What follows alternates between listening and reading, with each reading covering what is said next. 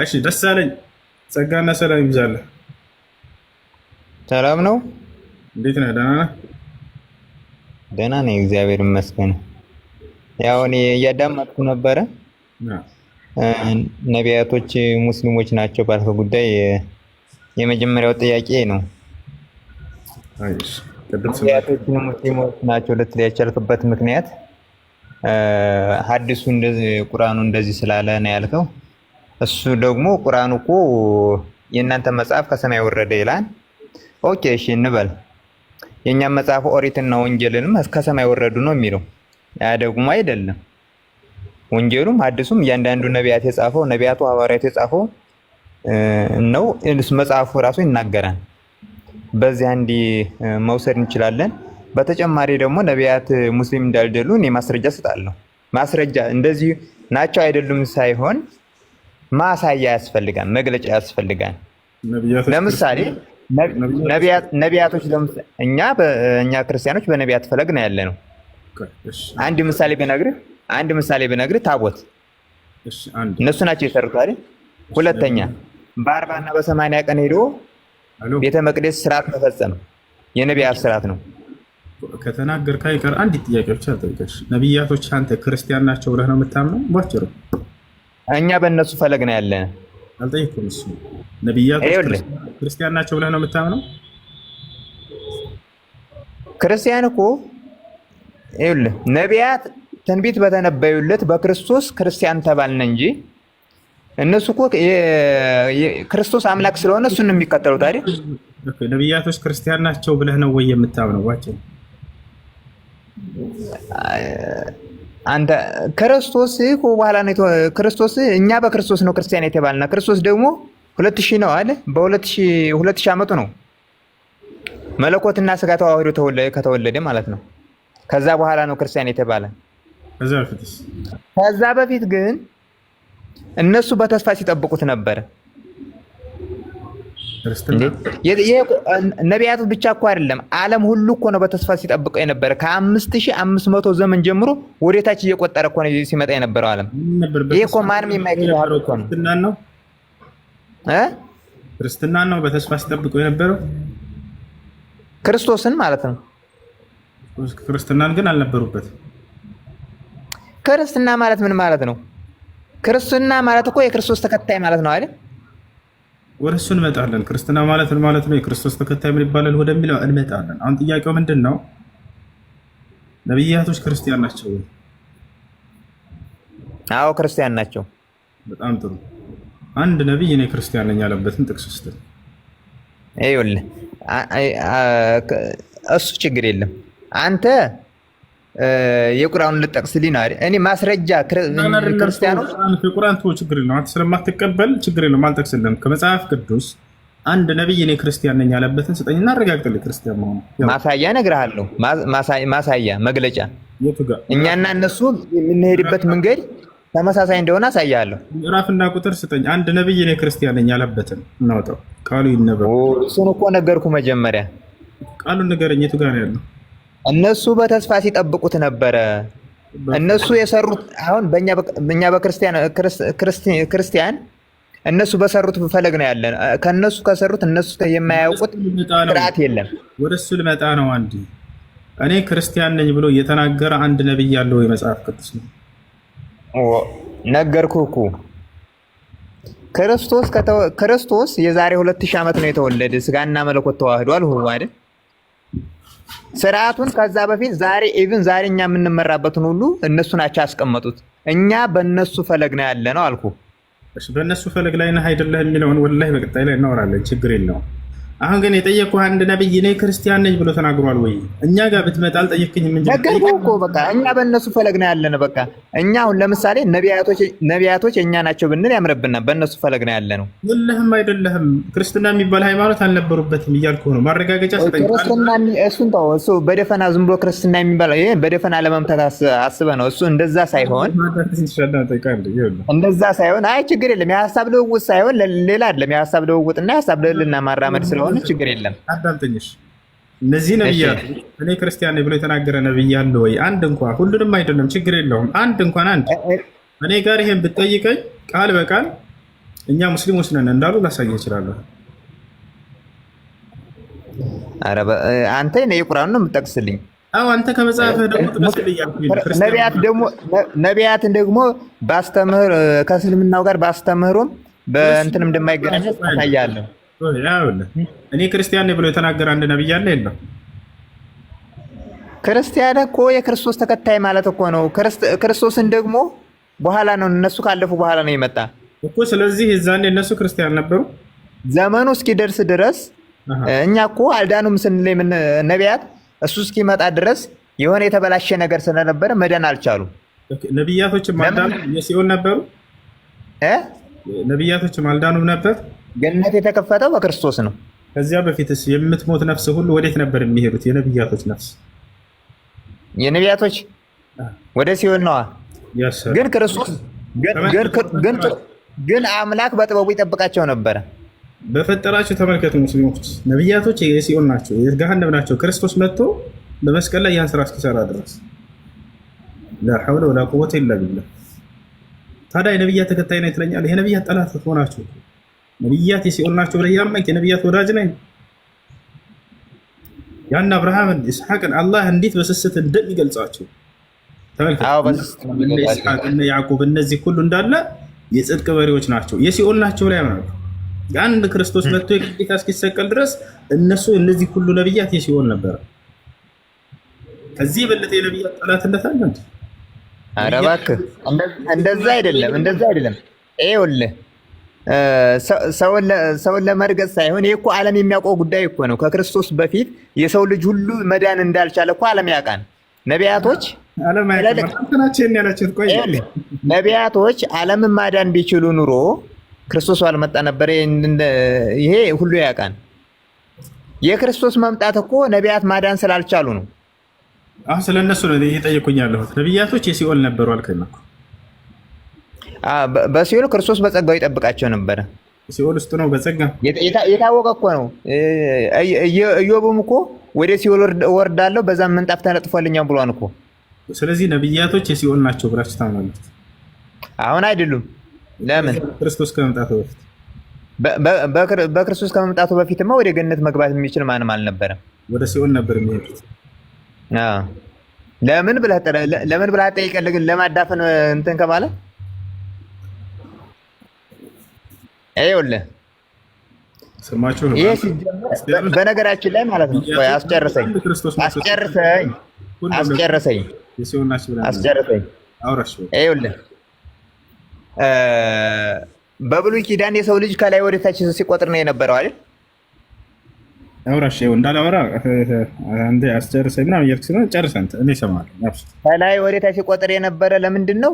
ያ የፊዳ ዘመን ዛሬ አይበቃን ነገ አይበቃን ወደ ታች እየቆጠሩ ፊዳቸውን እየቀነሱ ለምሳሌ ዛሬ ዳይን ቀነስኩ ነገ ዳይን ቀነስኩ እያሉን እንደምናውቀው እኛ እንደምናስበው እነሱም የዘመኑ ፍዳ ማለቁን ከላይ ጀምሮ ወደ ታች ሲቆጥሩ የነበር ያ የታወቀ ነው። የሰው ልጅ ሁሉ ከክርስቶስ መምጣት በፊት መዳን አልቻለም። ለምንድን ነው የሆነው? ያነ መጀመሪያውኑ ዳቢሎስ አዳምን አታሎትኝ። አዳም ገብሩ ለዳቢሎስ ሔዋን አመቱ ለዳቢሎስ ብሎ ጽፋችሁ ስጡኝ አላቸው። ጽፈው ሰጡት። ያንተ ባሪያ ነን ብለው ጽፈው ሰጡት። ያ ወረቀት እስካልተነሳ ድረስ ያ ፊርማ ያ ቃል እስካልተነሳ ድረስ አዳም ንስሐ ቢገባም ወደ እግዚአብሔር ቢመለስም መዳን አልቻሉም። ያ መነሳት አለበት ግዴታ፣ ያን መቀደድ አለበት። ያ እስካልተቀደደ ድረስ ሰው መዳን አልቻለም። አዳም አልዳነም እና ክርስቶስ ሲመጣ ነው የዳነው። ያ ወረቀት ሲቀደድ ወይም ሲደመሰስ አዳም አልዳነም። አዳም በክርስቶስ መምጣት ከዛ በፊት በየዋህነት ለዲያብሎስ መጀመሪያ ኃጢአት ሰርቷል አይደል? ይሄ ታወቀ ነው። ማን መቼም አትክደኝም። ይሄን ከመጀመሪያውን ወደዚህ ዓለም የመጣ ነው ኃጢአት ሰርቶ ነው አይደል? አዎ። ንስሐ ገብቶ ቃል ኪዳን ተቀብሏል። ያም ቃል ኪዳን የተፈጸመ ማን ነው? በክርስቶስ ነው። ምን የሚል ቃል ኪዳን? ከልጅ ልጅ ተወልጄ አድንሃለሁ የሚል የቱ ጋር ነው እንደዛ ያለው? ይሄ እኮ ወንጌል እኮ የሚናገረው እኮ ነው። ለምንድን ነው አንተ አንተ ምናልባት ዞሮ ላለመቀበል የፈለገ ሰው የሚያነሳውን ምክንያት አታንሳ። የት ጋር ነው እኔ ከልጅ ልጅ ተወልጄ አድናለሁ ያለው? ኦሪት ዘፍጥረት ድረስ አለ። እሱን አሳያለሁ፣ ችግር የለም። የቱ ጋር አሳየኝ? ቀጥታ ግን ከልጅ ልጅ ተወልጄ አድናለሁ የምትለውን ፈልገህ ከሆነ አላሳየህም። በጌታ የለም በልና ስንለፈው ችግር የለም። ከሌለ የለም። እኔ አላስገድድህም እኮ አንተ ስላልክ ነው የጠየኩህ። የቱ ጋር ስጠኝ። እስራኤላውያን ለምሳሌ ማለት ነው። ራንጀቴን አትብላ ስጠኝ። የቱ ጋር ነው ከልጅ ልጅ ያድናለህ ያለው? የቱ ጋር? እስራኤላውያን ክርስቶስ ሲመጣ ሁሉን ነገር ያሳየናል ይሉ አልነበረ? ክርስቶስን ከልጅ ልጅ ተወልጄ አድናለህ ያለው። አንጀቴን በላኸው። በልተው ተው አንተ አንግባባ መሰለህ። ዘመኑ እኮ አንግባባ ያልነው ምንድነው መሰለህ? የቃላት እንጂ የሐሳብ አይደለም። አሁን በሐሳብ የምንግባባ ከሆነ በሐሳብ እንግባባለን። የቃላት ብቻ ከሆነማ እንዴት መግባባት እንችላለን? ኢየሱስ ክርስቶስ ለምሳሌ ክርስቶስ እንደሚመጣ ነቢያት እንደተናገሩ እሰጥሃለሁ። እሱን ችግር የለብኝም በሱ። አዎ ክርስቶስ እንደሚመጣ ነቢያቶች ቢናገሩ በደንብ አድርጌ አምናለሁ። ቁርአን ላይ ባይነገርም ራሱ አምናለሁ። ቀደምት ነቢያቶች ስለሚመጣው ነቢይ ይናገራሉ። ይሄ ብርቅ አይደለም። እሱ ሳይሆን አሁን አንተ ክርስቶስን አምላክ ነው ብለህ ነው አይደል የምታምነው? አዎ በጣም ጥሩ። ለአምላክ አምላክ ይኖረዋል? ለአምላክ አምላክ የለውም የጌታ ሰው። ስለዚህ ክርስቶስ አምላክ አይደለም። ምክንያቱም አምላክ እንዳለው ይናገራል። አምላክ ነው እንጂ አምላክ እንዳለው ይናገራል እሱ። ስለዚህ አምላክ ይኸውልህ ለምሳሌ ነገረ ስላሴ ላይ ልታስገባኝ ነው። ነገረ ስላሴ ደግሞ ራሱን የቻለ አውድ ያለው ነው። እናንተ ደግሞ እኔ ባለኝ ሀሳብ ደግሞ እናንተ ክርስቶስን ነብይ ነው ማለት እንኳን አምላክነቱን እንግዲያችሁ ነብይ ነው ማለት እንደማትችሉ ነው። አዳምጠኝ። ኢየሱስ ክርስቶስ አምላክ አለው ወይንስ የለው? አምላክ ነው። ራሱ አምላክ አለው የለው? የለውም። ራሱ አምላክ ነው። በጣም ጥሩ። ወደ አምላካችሁ አድርጋለሁ ያለው ማን ነው አምላኩ? እሱ እንደ ስጋዊነቱ ሲናገር ነው። ሲቀጥል ደግሞ አስጨርሰኝ። ሲቀጥል ደግሞ አንዳንድ ጊዜም ሰዎች በሚገነዘቡት አውድ ይናገር ነበር። ለምሳሌ ከእስራኤል በቀር አልተላኩም ያለው ለምንድን ነው ብለን ስንመለከት እስራኤላውያን የነሱ የሚመጣው ነቢይ ለነሱ ብቻ አድርገው ያስቡት ስለነበረ እናንተ የምትጠብቁት እኔ ነኝ፣ ትንቢት የተነገረልኝ እኔ ነኝ ሲል ነው። ከዛ በተጨማሪ ይኸውልህ አስጨርሰኝ። ክርስቶስ አምላክ ስለሆኑትን ማሳያ አይሁዳዊን ያልተቀበሉት ለምንድን ነው? ደሱ የደሳለም ደስነት አባከን አዳምጠኝ አንዴ ጌታ። እሺ አይሁዳዊን ያልተቀበሉት ለምንድን ነው? ይሄን መልስልኝ። እኔ ይባረክ። የዛሬው ቀን ያንተ ነው። በቃ አብሽር። አሁን እያወራሁ ነው። አዳምጠኝ። እሺ ኤፌሶን ምዕራፍ 1 ቁጥር 3 ላይ የኢየሱስ ክርስቶስ አምላክ ይባረክ ይላል። ማን ነው የኢየሱስ ክርስቶስ አምላክ ነው? አሁን ጥያቄው ማን ነው? ነገርኩህ እኮ እሱ ቅዱስ ዮሐንስ አፈወርቅ ምን ይላል? እሱ ሰው የሆነ አምላክ ስለሆነ ይህንን ያለን የኢየሱስ ክርስቶስ አምላክ ይባረክ የሚለው ያ አምላኩ ማን ነው ነው ጥያቄው። ራሱ ከሆነ ራሱ ነው አምላኩ። የራሱ አምላክ ራሱ ነው በላይ ራሱ ነው። በቃ ራሱ ነው። በጣም ጥሩ። ስለዚህ የኢየሱስ ክርስቶስ አምላክ ራሱ ነው ማለት ነው። አዎ እንደ ስጋዊነት ማለት ነው። ይኸውልህ ምን መሰለህ፣ ቆይ አስጨርሰኝ እንዳታጣምብኝ። ይኸውልህ የፈጠረውን ስጋ መልሶ ተዋሃደ ነው የሚለው። እንደ ስጋዊነቱ ስንናገር አሁን የተፈጠረውን ስጋ አምላክ ሆና ከአምላክ ጋር ተዋህዶ ከመለኮት ጋር ተዋህዶ አምላክ ሆኗል። የፈጠረውን ስጋ ተዋህደ የሚለው መልሶ ተዋህደ። የት ጋር ነው የፈጠረውን ስጋ ተዋህደ የሚለው? ምን ጥያቄ አለው? ማርያም ወለደችው የለም እንዴ? አንተም እኮ ነግረዋል። አንተም እኮ ተናግረዋል። በድንግልና እንደወለደች ስትናገር ሰምቻለሁ አይደል? ምንም የሚያውቀው ጉዳይ ነው። ከይቅርታ ጋር ጊዜ መፍጀት ነው የሚሆነው። የሚናገረውን ሁሉ ለንግግር ማስረጃ ስጠይቀው ማምጣት አይችልም። እሺ አማን ያልጨረስከው ጥያቄ ካለ መጠየቅ ትችላለህ። ትንሽ እዚህ ላይ አሁን ካወራችሁት ላይ ለመጨመር ቅድም ስናወራ ቁርአን በሐዲስ ሞር ትንታኔ ይሰጠዋል ብለናል እና መጽሐፍ ቅዱስ ደግሞ በክርስቲያኖች ቸርች ፋዘሮች አሉ፣ እንዲሁም ደግሞ አምዶች ምናምን አሉና ከነሱ መረጃ ብናመጣ ትቀበላላችሁ? አይገናኝም። ነገር ነው። ምክንያቱም ሐዲስ የሰው ንግግር አይደለም። ሰው ራሱ ፈጥሮ የሚናገረው ሳይሆን ከአምላክ ዘንድ ቅድም እንዳልኩ እነዚህ ቸርች ፋዘር የምትላቸው ግን ከራሳቸው ነው አይደለ? ወይንስ ልክ እንደ ነቢያት አምላክ እየገለጠላቸው እየነገራቸው ነው? ዘር የማይቀር ነው። እኛ መጽሐፍ ሐዲስ ማለት መንፈስ ቅዱስ በጣም አሁን እዚህ ጋር ተፍሲሮች አሉ። ለምሳሌ ከተፍሲር ጋር እንዳው ብታወዳድር ይሻላል፣ ችግር የለውም። ለምሳሌ አብዱላህ ብን አባስ በዛ አብዱላህ ብን መስዑድ እንዲህ አለ የሚለውን ኦኬ ከቸርች ፋዘር ጋር ብለህ ያን ብታነጻጽር ችግር የለውም። እንዳው ለእናንተ ለማነጻጸር ስትሉ ማለት ነው። እነሱ ቁርአንና ሐዲስን የተገነዘቡትን ፍቺ የሚያስቀምጡትን ማለት ነው። ቸርች ፋዘሮች የሚያደርጉት ያ ነው። ነገር ግን ሐዲስ ማለት ነቢያችን ሰለላሁ ዐለይሂ ወሰለም ኡቲቱል ቁርአን ወሚስለሁ መዐሁ ብለው የገለጹለት ነው። እኔ ቁርአንን ተሰጠሁኝ ከእርሱም ጋር የእርሱን አምሳያ አሉ። ተሰጠሁኝ አሉ። አያ ተሰጠው ነው ሐዲስ ነው ራሱ።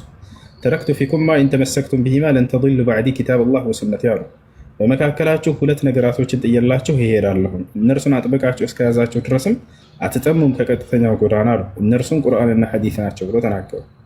አያ ስለዚህ ያ ሐዲስ የእርሳቸው ከአምላክ ዘንድ የተሰጡት ነው። መልአኩ ገብርኤል መጥቶ ሲገልጥላቸውም የነበረ ነው። ይህንን ሰሃቦች ሲናገሩ ምናሉ ያዩና መሰከሩ። ሐሳን ብን ዓጥያ የሚባለው ሰሃባ ካነ ጅብሪል ዓለይሂ ሰላም የንዝሉ ቢሱና ዐለ ነቢ ሰለላሁ ዐለይሂ ወሰለም ከማ የንዝሉ ቢልቁርአን አለ። መልአኩ ገብርኤል ለነቢዩ መሐመድ ሰለላሁ ዐለይሂ ወሰለም ቁርአንን ሲያወርድላቸው እንደነበር ሁሉ ሐዲስንም ያወርድላቸው ነበር አለ። ይሄ ነው። እሺ ሰላም ነው። እንዴት ነህ?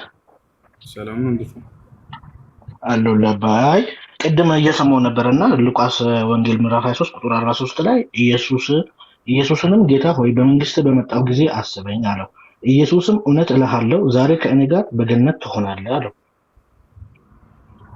ጥያቄው እሱ ነበር። እሺ ቅዱስ ላይ ክርስቲያኖች ገነት ይገባሉ የሚል ጥቅስ አለ ወይ ነው? መጽሐፍ ቅዱስ ላይ ሄሎ ሰማ በሱ ማመን አለማመን ሳይሆን ክርስቲያን ገነት ይገባል የሚል አለ ወይ? ክርስቲያኖች ገነት ይገባሉ የሚል ጥቅስ አለ ወይ? አላህ ለምሳሌ ቁርአን ላይ ቃል በቃል አለዚነ አመኑ ቢአያቲና ወካኑ ኡድኹሉል ጀና ይላል። እነዚያ ሙስሊም የሆኑትን ገነትን ግቡ እላቸዋለሁ ብሎ ቃል በቃል ነግሮናል። እንደ ክርስቲያኖች ገነት ይገባሉ የሚል ጥቅስ አለ ወይ በዚህ መሰረት? አዎ ይሄ እኮ አሁን ለምሳሌ ማለት በእናንተ አጻጻፉ ወይ ሊለይ ይችላል፣ በቁርአን ወይ ሊለይ ይችላል እንጂ አሁን ኢየሱስ ከእኔ ጋር በገነት ትሆናለህ ያለው ሰው እንግዲህ አይሁዳዊ ነው፣ ክርስቲያን ነው። ገነት አለ ክርስቲያኖች ገነት ይገባሉ የሚል አለ ወይ? ክርስቲያኖች ገነት ትገባላችሁ ብሎ ቃል ገብተዋል ወይ አምላክ? ይሄው እኮ ቃል ገነት እንዳለው ከእኔ ጋር ትሆናለህ ገነት አለ እኮ እያለው ነው ኢየሱስ። ስለዚህ ኢየሱስ ከኔ ጋር ትኖራለህ ስላለው አይደለም። አሁን ክርስትና የሚባለውን ሃይማኖት ማለት ነው። እኔ ማምነው ኢየሱስን ነው፣ የእሱን ቃል እኮ ስለማመን ነው እንደዛ ያልኩት። አሁን ልንገርህ ከኔ ጋር በገነት ትኖራለህ ምናምን የሚል ቃል አይደለም። በዚህ ቃል ለምሳሌ ነብዩ ሰለላሁ ዐለይሂ ወሰለም ማንንም ብዙ ሰው በደርዘን እሰጥሃለሁ አንድን ሰው አንተ የገነት ነህ፣ አንተ የገነት ነህ፣ አንተ የገነት ነህ ብለውታል። ስለዚህ አይደለም ይሄን አላወራም። ሃይማኖቱን አንስቶ ለምሳሌ ሙስሊሞች ገነት ትገባላችሁ ይለናል አላህ ቃል በቃል። ክርስቲያኖች ገነት ትገባላችሁ የሚል ቃል አለ ወይ መጽሐፍ ቅዱስ ላይ? ምክንያቱም ክርስቶስ ለክርስቲያኖች ብቻ አይደለም የመጣው። እዚህ ጋር ልመልስልህ። አንድ ሰው ይጨርስና ከዚያ እሱ ካልቻለ አንተ ትቀጥላለህ። ታግዘዋለህ። አብሽር። እሺ ክርስቲያኖች ገነት ይገባሉ የሚል መጽሐፍ ቅዱስ ላይ የለም። ምክንያቱም አልኩህ እኮ ክርስትና ለክርስቲያኖች ብቻ አይደለም የመጣው፣ ለሰው ልጅ ነው። ሲጀመር ክርስቶስ የተሰቀለው ለሰው ልጅ ሁሉ ነው እንጂ ለክርስትና አይደለም። ክርስትና ለስበት አላወራንም። አሁን ክርስቲያኖች ገነት ይገባሉ የሚል ጥቅስ መጽሐፍ ቅዱስ ላይ ከኦሪት ዘፍጥረት እስከ ራዕይ ድረስ የለም እኮ አልኩህ። ክርስቲያኖች ብሎ ስፔሲፊክ የሚያደርገው ነገር የለም። መጽሐፍ ቅዱስ ነው እኮ ህግናለን በቃ እንደሱ። ስለዚህ የለም መጽሐፍ ቅዱስ ላይ ለሰው ልጅ ክርስቲያን ማለት ክርስቶስን የተከተለ አይደል እኮ ነው። እሱ ወደ እሱ እንመጣለን። እኔ አሁን ጥያቄው ግን ክርስቲያኖች ገነት ይገባሉ የሚል ቃል ኪዳን አለ ወይ ከአምላክ ዘንድ? መጽሐፍ ቅዱስ ዩኒቨርሳል ነው ለሰው ልጅ ሁሉ እንጂ ክርስትና ብሎ አይደለም ያወራው ነው ነገር። ክርስትና ማለት ክርስቶስ እንደተከተለ ብቻ ስሙ ክርስትና ተባለ ማለት ነው። ገነት የሚገባው ሙሉ የሰው ልጅ ነው። የሰው ልጅ እኮ መልካም የሰራ የሰው ልጅ ሁሉ ገነት ይገባል። ክርስቲያን ባይሆንም ማለት ነው አይደለ? እንግዲህ እሱ ያው ክርስትና ኢየሱስን የተከተለ ያው ያመነ በሱ ይድናል ይላል። ካላመነ ሰው ካላመነ ገነት አይገባም። maybe I don't know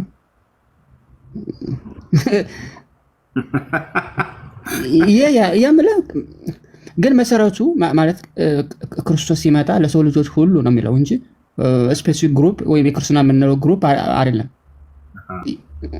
መሰረቱ አሁን እናንተ እስላም በነገር ላይ አንድ ጥያቄ ልጠይቅህ። እሺ ጠይቅ። እስልምና መቼ ነው የተጀመረው? እናንተ የነቢያቶች ሃይማኖት ነው? ኢየሱስ ራሱ ሙስሊም ነበረ እያልክ ነው አሁን ራሱ? አዎ እስልምና አምላክ ራሱ የደነገገው ሃይማኖት ነው። ክርስትና ግን አይደለም። አላህ በቁርአን ለቃል በቃል ሲነግረን شرع لكم من الدين ما وصى به نوحا والذي أوحينا إليك وما وصينا به إبراهيم وموسى وعيسى إلى إنه هنا ሃይማኖት እኔ ደነገግኩላችሁ ከዚህ በፊት ኖህን መቼ ነው እንደዛ በቁርአኑ ላይ አይደለ? በተለያየ እንጂ ጨረሰልህ። እነሆ ይሄንን ሃይማኖት እኔ ደነገግኩላችሁ አለ። ከዚህ በፊት ኖህን፣ አብርሃምን፣ ሙሴን፣ መሲሁን ክርስቶስን አዝዤባቸው የነበረውን ሃይማኖት ይለናል ቃል በቃል። እነዚህም ነብያቶች በቁርአኑ ላይ አይደለ? እባክህ ጨርስ አንዴ ግልጽ አድርግልኛ። እሺ በቁርአን ላይ አምላክ ራሱን ለመጨረሻው ነብይ ሲገልጥላቸው ስላለፉት ነብያት ማንነት ሙስሊም ናቸው ብሎ ይገልጣል። አምላክ በሆነ ጊዜ ላይ ነብይን አስነስቶ ስላለፈው ማንነት ስላለፉት ሰዎች ታሪክ ይገልጥለታል። ይሄን ታብራለህ አይደል አንተ? ለሙሴ ለምሳሌ እግዚአብሔር ስለ አብርሃም ስለ ሁላችንም ስለ ኖህ ነግሮታል፣ ገልጦለታል ብለህ ታብራለህ። አይ በአብርሃም ዘመን የነበረ መጽሐፍ ካልሆነ አልቀበልም ምን ሙሴ ብለህ መልሰበታል። ላ አሜን ነው ብለህ ተቀብለሃል። ስለዚህ አምላክ የሆነ ጊዜ ላይ አንድ ነብይ ያስነሳና ከዚያ ስላለፈው ይነግረዋል።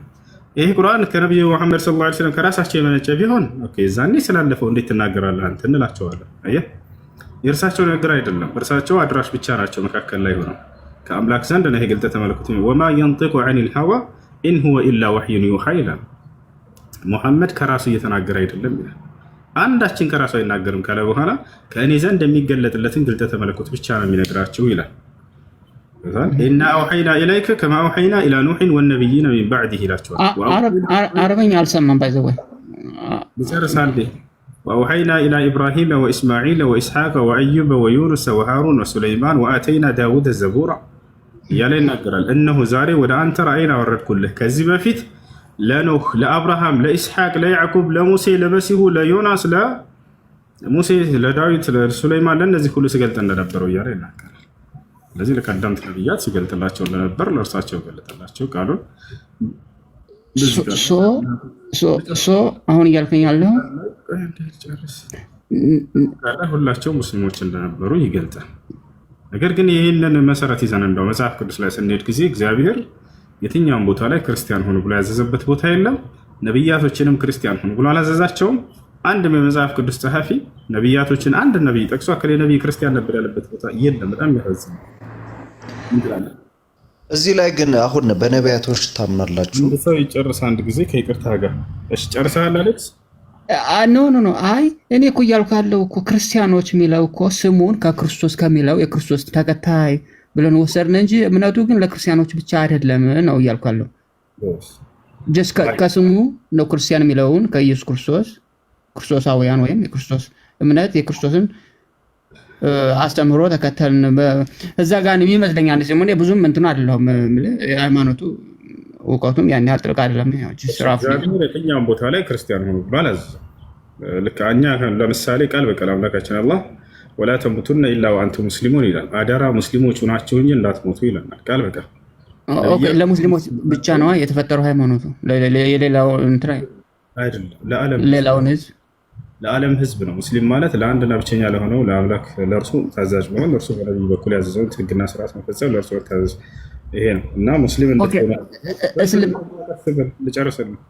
ለሙስሊም ብቻ ነው ወይ? አይደለም። ወቁል ለዚነ ኡቱል ኪታብ ወልኡምይን አስለምቱ ይላል። ሙሐመድ ሆይ ለእነዚያ ለአይሁድና ለክርስቲያኖችም ጭምር ስለሙ በላቸው ይላል። ለእናንተ ምን ይመጣ? ያማ እምነቱን ያው እንዲከተሉ ነው። ይቅርታ እኔ የምልህ ሰላም ነው። አዳም በዘፍጥረት ምዕራፍ 2 ላይ እግዚአብሔር አምላክም ሰውን እንዲህ ብሎ አዘዘው ከገነት ዛፍ ሁሉ ትበላለህ አለው። ስለዚህ ዘፍጥረት ላይም አለ ሉቃስ ላይም አለ ገነት እንዳለ። አዳም ደግሞ ክርስቲያን ነው፣ ከሔዋን ጋር በገነት ነበረ የፍሬ ዛፍ ሲበሉ ነበሩ። አዳም ክርስቲያን ነው የሚል ቃል ስጠኝ እስኪ። አዳም ክርስቲያን አሌክስ ታውቃለህ? አዳም ክርስቲያን ነው አይደለም? አዳም ክርስትና እኮ ከክርስቶስ በኋላ ነው። ክርስትና ማለት ክርስቶስ ከዘፍጥረት ማለት ከብሉይ ኪዳንና ከብሉይ ኪዳን ነው እየተወረደ የመጣው ማለት። ከዛ ወደ አዲስ ኪዳን ስንመጣ ደግሞ አዲስ ፍጥረት የሚለው አለ። አዲስ ፍጥረት በክርስቶስ ኢየሱስ አምኖ ይዳነ ማለት ነው። በፊት በህግ ነበር፣ አሁን ግን በጸጋ ነው የዳናችሁት ይላል እና ብዙ መጽሐፍ አለ። ግን ያው ጊዜ እንዳልወስድ ብዬ ነው። አሌክስ የጀመርከውን ጨርስ፣ ከዛ እኔ ሌላ ጥያቄ እዚህ ላይ ለወንድማችን። እሺ የሰው ልጅ እንዴት ተፈጠረ? መሰረቱን እስኪ ንገረኝ። የሰው ልጅ እንዴት ተፈጠረ የሚለውን እሱን ጥያቄ። የሰው ልጅ የመጀመሪያው ሰው አዳም እንደሚታወቀው አምላክ አላህ ስብሐነ ወተዓላ ኸለቀሁ ሚን ቱራቢን ثم قال له كن فيكون ከአፈር ፈጠረው። የአፈር ብቻውን አልነበረም፣ ውሃ አለ። ውሃና አፈሩ ሲቀላቀል ጭቃ ይሰጣል። ጭቃው ደግሞ ተቀርጾ ሲሰራ ጊዜ ልክ እንደ በሸክላ ቅርጽ ይሆናል። ልክ አንድ ሰው ለምሳሌ ጀበና ወይንም ደግሞ ጋቻ ወይንም ቶፋ ሲሰራ እንዴት ነው? መጀመሪያ አፈር አለ አይደለ? ከዛ ውሃ ያቀላቅልበታል። ከዛ ምን ይሰጣል? ጭቃ ይሰጣል። ከዛ ሲቀርጸው ደግሞ ያ ሸክላ ቅርጽ ይዞ ይሆናል። ከዛ ነፍስ ይዘራበታል፣ ሰው ይሆናል። ከዛልክ አደም አባታችን አዳም በዚህ ሁኔታ ነው የተፈጠሩት እርሳቸው። እሺ ከዛ አዳም ከአዳም ደግሞ ከግራ ጎኑ ደግሞ ሔዋንን አምላክ አላህ ሱብሓነሁ ወተዓላ ፈጠራት። እሱ እኮ ኦሪት ዘፍጥረት እኮ ነው እንዳለ እንትን ያለው ኦሪት ዘፍጥረት የሚለው ነው። እንዴት ነው አሁን እንዴት አምላካችን አላህ ሱብሓነሁ ወተዓላ ሰውን እንዴት እንደፈጠረ እየገለጽኩልህ። ያ የነቢያት አምላክ ነው። ገብቶሃል አይደል? አሁን እርሳቸውን የሚያናገራቸው ከዚህ የምትረዳው ይሄ ነው። ነቢዩ መሐመድ ሰለላሁ ዐለይሂ ወሰለም የትኛውን መጽሐፍ ቅዱስ ክፍል አንብበው አያውቁም። ማንበብና መጻፍንም ተነስተዋል ቀድመው ማለት ነው። እንዴት ነው አንድ ሰው ምንም ስላለፈ ቀደምት ነብያት ታሪክ እንዳለ ቁጭ አድርጎ መናገራቸው? ምንም መጻፍና ማንበብ የማይችል ሰው የሆነ አምላክ ገልጦለት እንደሆነ እናንተ አትወስዱም? ይሄ ጨርስልኝ። እሺ አዳም ነው ሔዋን ከአዳም ጋር እና ሔዋንን ደግሞ ከአዳም የግራ ጎን ፈጠራት አሉ። ሲናገሩ ምን አሉ? خلق الله حواء من آدم من شقه الأيسر አሉ። አላህ ሔዋንን ከአዳም የግራ ጎን ፈጠራት አሉ። በቁርአንም ላይ በርካታ ቦታ ላይ አላህ ያመላክታል። አላህ ሲነግረን ምን ይላል? ያ አዩሃ ናስ እተቁ ረበኩም አለዚ ኸለቀኩም ሚን ነፍሲን ዋሒደትን ወኸለቀ ሚንሃ ዘውጀሃ ይላል። እናንተ ሰዎች ሆይ እኔን ጌታችሁን አላህን ፍሩ። እኔ ማለት ያ ሰውን ከአንዲት ነፍስ የፈጠርኩኝ ከዚያችም ከአንዷ ነፍስ ሌላኛዋን ጥንዷን የፈጠርኩላት ይሆንኩኝ አለ። ከአዳም ሔዋን ራሷ ከዚያው ተፈጠረች። በሌላ ቦታ ላይ በሱረቱ ሩም ላይ አላህ ሲናገር ምን ይላል? ወሚን አያቲሂ አን ኸለቀኩም ሚን ቱራቢን ثم إذا أنتم بشر تنتشرون አለ። ወሚን አያቲሂ አን ኸለቀ ለኩም ሚን አንፉሲኩም አዝዋጅን ሊተስኩኑ ኢለይሃ ይላል። ከተአምራቶች መካከል ከአንዲት ነፍስ ጥንዷን መፍጠር ያለ ከአዳም ሔዋንን ፈጠረ። ሊተስኩኑ ኢለይሃ ተመልከቱ፣ ወደ እርሷም ልትረጉ ዘንድ አለ። የሰው ልጅ መርጊያ ምንጩ ነች ሴት ልጅ ቦታቸው ያለ ወደ እርሷ ህይወትን ይኖራል፣ አብሮ ከእርሷ ጋር ደስታን ያገኛል። ከዚያው ከነፍሳችሁ ጥንዷን መፍጠር እያለ ይነግረናል። ወጀዐለ በይነኩም መወደትን ወረሕማ በመካከላችሁም መዋደድን መፋቀርንና መተዛዘንንም አደረግኩኝ ይላል። ወሚን አያቲሂ ኸልቁ ሰማዋት ወልአርድ እያለ ይናገራል። ከተአምራቶች መካከል ሰማያትንና ምድርን መፍጠሬ ወእክትላፉ አልሲነቲኩም ወአልዋኒኩም የቋንቋዎቻችሁ የከለሮቻችሁ መለያየትም ልክ እንዲሁ ከተአምራቶች መካከል ይላል። ከአዳም ከአንድ ሰው እንደፈጠረን ከገለጸ በኋላ ከዛ አንድ ጥንዷን ፈጠረላት። ከዚያም በተለያየ ከለርና በተለያየ ቋንቋን ፈጠርኳችሁ እያለ ይህን ሁሉ ያስገኘን እርሱ እንደሆነ ይገልጻል። የት ነው ቦታው? በቁርአን ላይ ላሳይህ። አይ ዝም ብለህ ከምታውቀው መሬት ላይ ነው ገነት ላይ ወይስ? አዳም የተፈጠረው በሰማይ ላይ፣ እኛ እዚህ ዘፍጥረት ከምዕራፍ 2 እስከ ምዕራፍ 4 ያለውን ድረስ አንብብ አሌክስ። ገብቶኛል። አይ እሱን ላስጨርሰው ብዬ ነው። እሱ የሚያወራው ያለው እንዳለ ኦሪት ዘፍጥረት ነው። እንግዲህ ልዩነታችን የት ላይ ነው የሚለውን ለማግኘት ነው። እሱ ጋር እዛ ላይ ተፈጠሩ። እዛ ምንድነው እሱ እያወራ ያለው በቁርአን የተጻፈ ነው። ግን በሎጂክ ብንሄድ አሁን ለምሳሌ የሰው የክርስቲያንና የሙስሊም ስም እንኳን የሚለየው በስም ነው። ቃኤል አቤል የሚባል አሁን ሙስሊም ውስጥ የለም። ቃኤል አቤል የሚባል የለም። ግን ያው በሎጂክ ስም አሁን ለምሳሌ የሆነ ሰው በብሔር እንኳን ብትሄድ የሆነ ሰው ስሙ በስሙ ይለያል፣ የሆነ ሰው ማለት ነው። እና እኔ አሁን እያነበብኩ በሙስሊም ሊሆን ይችላል ስማቸው ተቀይሮ ነው እንጂ አሁን የሙሴ የአዳም አደም እሱ ስም ወንድም ስም በነገር ላይ ከቋንቋው ጋር ይለያል። ለምሳሌ በግሪክ አሁን ሌላ ስም ይኖረዋል። በላቲንም እንደዚሁ በአረበኛ ለውረድ ይቅርታ ብዙ ስለሚቆዩ ነው። አይ ጥያቄ አልጨረሰልኝም በነገር ላይ ከዛ እንዴት እንደሆነ እንትን ሳትል ወንድም ዝርዝሩን እንትን ሳትል መጨረሻ ላይ እንዴት ሆኑ አዳምና ሔዋን ከዛስ ምን ሆኑ? አሁን ኦሪት ዘፍጥረት ጋር ያለው ጋር ልዩነትን እንትን ማለት ኦሪት ዘፍጥረት የሚለው መረዳት የምትፈልገው ነገር አለ ወይንስ ከዚያ ጋር ማመሳከር ነው ፍላጎትህ? ማመሳከር በጣም ጥሩ። አይ እኛ ጋር ያለ የመሳሰላል እያልከኝ ከሆነ በጣም ጥሩ። አሁን ከተናገርኩት መካከል ኦሪት ዘፍጥረት ላይ ለምሳሌ ኦሪት ዘፍጥረት ላይ እኔ ልንገርህ እንድታመሳክር እኔ የሆነ ነገር ላንሳልህና ከዚያ በኋላ ይህንን መጽሐፍ ላይ ታሳየኛለህ። አምላክ አላህ ስብሐነሁ ወተዓላ ምን ይላል? አጥር ያርክ ችግር የለውም። አብሽር አጭር ነው ማነሳለህ። ሰውን ከነዚህ ከአዳምና ከሔዋን እንትን ካለ በኋላ ሰውን ከዚያ ምን አለ? በተለያየ ከለርና በተለያየ ቋንቋ እንደፈጠረን ይገልጽልናል። ኦሪት ዘፍጥረት ላይ ይሄን አሳየን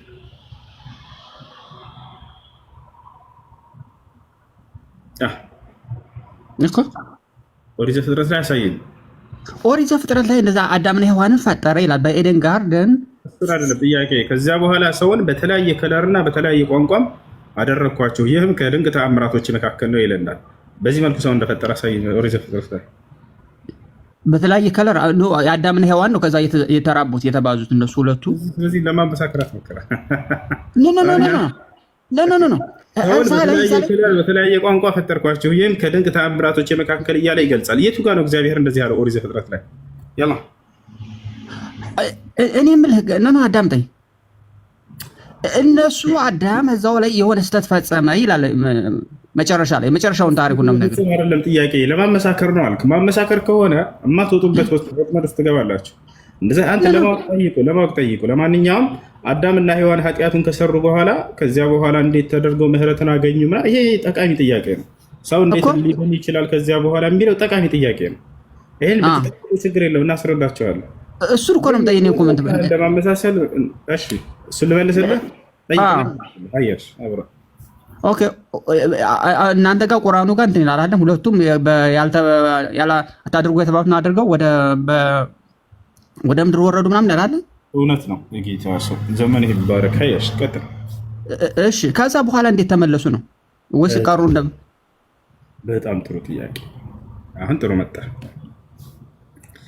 አምላክ አላህ ስብሐነሁ ወተዓላ አደምና ሐዋን ሲያወርዳቸው ጊዜ ምን አለ? ቁልና ህቢጡ ሚንሃ ጀሚዓ ፈኢማ የእትየነኩም ሚኒ ሁደን ፈመን ተቢዐ ሁዳየ ፈላ ኸውፉን ዐለይሂም ወላ ሁም የሕዘኑን ወለዚነ ከፈሩ ወከዘቡ ቢአያቲና ኡላኢከ አስሓቡ ናር ሁም ፊሃ ኻሊዱን።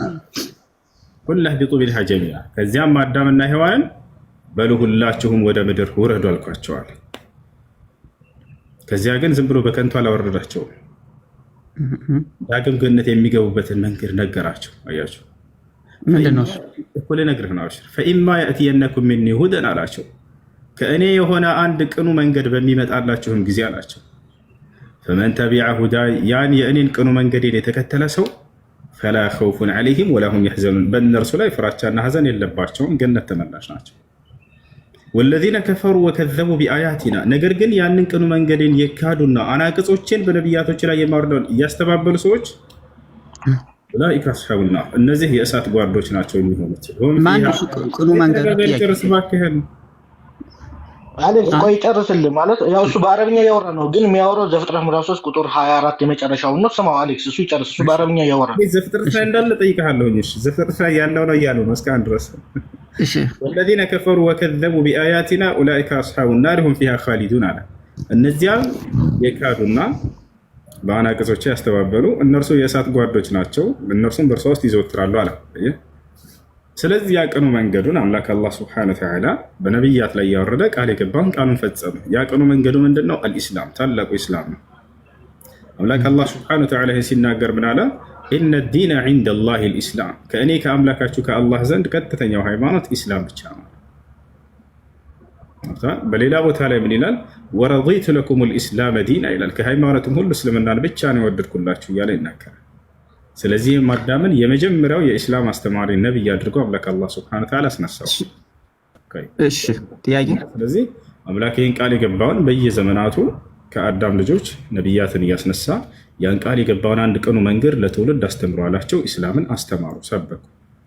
ያን የተከተለ ሰው እንደገና ዳግም ወደ ጀነት እንደሚገባ ተናገሩ፣ አስተማሩ ሁላቸው።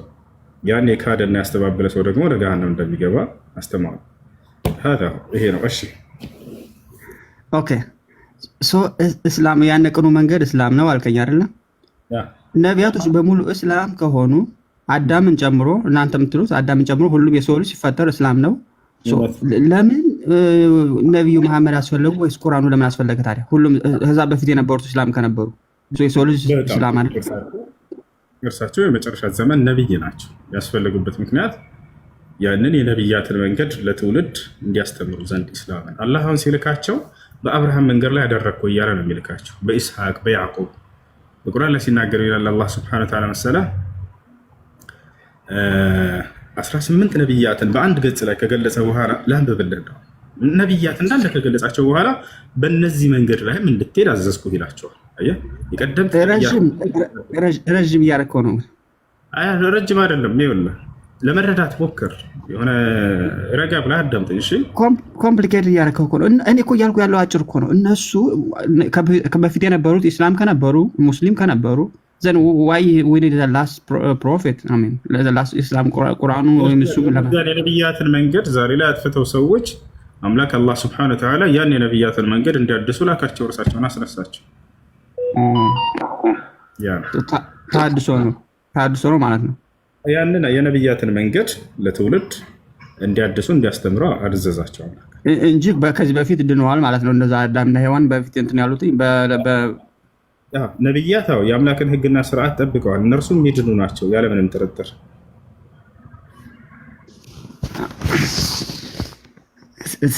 ናችሁ እስቲ እኔም በዛው ከሱ ጋር ተመሳሳይ ነው። በዛው ላይ አድርጌ ልውረድ ብዬ ነው፣ ትንሽ መልስ ላግኝ ብዬ ነው።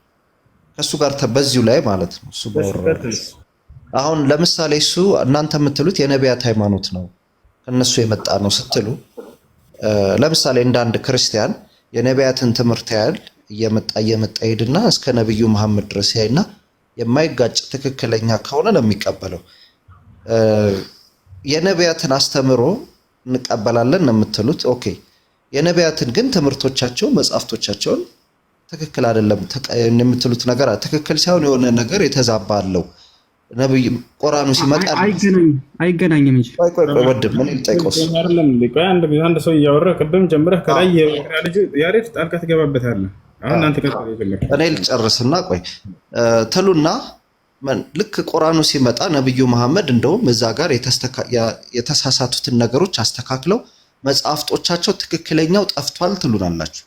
ትክክለኛውን እንግዲህ ሐሰተኛ ለማለት ትክክለኛውን ይዘ ይሄ ከትክክለኛው ይሄ ስህተት አለው ነው እንጂ ለአንድ ክርስቲያን ለሆነ ሰው አይ ቁርአን ነው አስተካክሎ አመጣው በተለይ እንደ ማሳመኛ አይደለም። ስለዚህ ከበፊቶቹ የነቢያቶችን አስተምሮ መጽሐፍት ይዛችሁ ይሄ ነው ኦሪጂናሉ የተሳሳተው ይሄ ነው ብላችሁ የመሞገት አቅም አላችሁ ወይ ነው ወይስ ቁርአን መጣ ቁርአኑን ከዚህ ተከተል ብትለኝ ገና እኔ ቁርአኑን ላረጋግጥ የመመጣ ሰው ነኝ? በቂ አይደለም። በዚህ መልኩ ብታስረዳኝ እንዴት ነው የምታስረዱት? ምንድነው አላችሁ መጽሐፍቶቻችሁ ኦሪጂናሉ የኦሪጂናል የነቢያቶች የመጀመሪያው መጽሐፍ ማለት ነው የጻፉት ያስተማሩት ትምህርቱ አላችሁ መጽሐፍ ካለማ ተበረዘ አይባልም። ያ ካለ ተበረዘ አይባልም። ተበረዘ ማለት በውስጡ ላይ የሰዎች እጅ ገብቶበታል ተቀላቅሏል ነው። ገብቷል አይደል? ያ ነው። ያን ደግሞ አምላክ ምንድነው ሪፈረንስ ምን ይዘክ ነው ተበርዟል ለማለት? ወይ አዳምጣለህ። ተበረዘ ያንን አምጡ ካላችሁ ገብቷል አይደል? ያ ከተገኘ ተበረዘ አይባልም። ያ ቢኖር ነው አምላክ በየትኛውም ጊዜ ነብይን ያስነሳና ስላለፉት ነብያት ስለ መጽሐፍቶቻቸውም ሆነ ስለ ነብያቶቹ ይገልጽለታል። ለምሳሌ ሙሴን እንውሰድ። ገብቷል አይደል? አብርሃም ስለመኖሩ በአብርሃም ዘመን ከነበረ መጽሐፍ ካልሆነ እኔ አልቀበልህም ብልህ ከየትም አታመጣም። አይ ግን ሙሴን ገልጦለታል እኮ ስላለፈው ትለኛለህ አይደለ? ልክ ነኝ አይደል? ስለዚህ የግዴታ ሙሴን ትቀበላለህ። ለምን? አይ አምላክ ነው የገለጠለት አትልም። አምላክ ለምሳሌ አምላክ ልክ እንደው የመጨረሻውን ዘመን ነብይ አስነሳና ስላለፈው ትውልድ ገለጸላቸው። ስለ መጽሐፍቶቻቸውም ሆነ ልክ እንዲሁም ደግሞ ስለ ነብያቶቹ ገለጸ። ስለዚህ ሁሉም ተበርዘዋል ብላችሁ ነው የምታምኑት? ሁሉም መጽሐፍቶች ያለፉት መጽሐፍቶች ተበርዘዋል። እንግዲህ አሁን አስበው ሁሉም ተበርዘዋል ብለኝ የሆነ ሰው ትክክለኛ ሰው መጣ ተብሎ እኔን መኑኝ ሲል እሱ ነው ትክክል ወይስ ሌሎች ወደሚለው ነው የሚሄደው እኮ? እሺ ግን እኛ ደግሞ አልተበረዙም አሉ ነው የምንለው። ምንድነው ኤቪደንሳችሁ? ለምሳሌ ተበርዟል እኛ አሉን መጽሐፍቶች ይዘን እንመጣለን። አልተበረዘም ይሄው እየተጠቀምንባ እናንተ ናችሁ የተሳሳተ ትምህርት የመጣባችሁ ብንል ምንድነው ኤቪደንስ እንደተበረዘ? ቁርአን ከቁርአን ውጪ ወደ ቁርአኑን ለማረጋገጥ ነው ምን ከዛ በፊት ላለ ምንድነው የምታስረዳው? ስለዚህ ከቁርአን ውጪ ነው የምትፈልገው ማለት ነው? እሱንማ ለማወቅ ነው። አየህ ከሌሎቹ ወደ ቁርአኑ ነው የምመጣው። ነብያቶች መጽሐፍ ተውራት አልጠፋም? እሺ ተውራት አልጠፋም ወይ ነው የምትለን?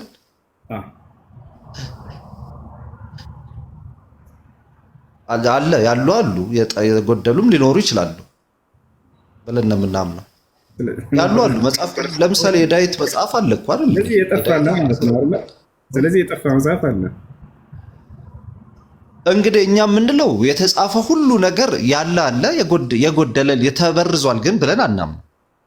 መበረዝ ማለት ምን ማለት ነው ትርጉሙ? መበረዝ ማለት ኦሪጂናሉ ውስጥ የሆነ ነገር የተሳሳተ ነገር ሲገባበት የሆነ ነገር ትክክለኛም ውሸትም ሲደበላለቅ ተበርዟል።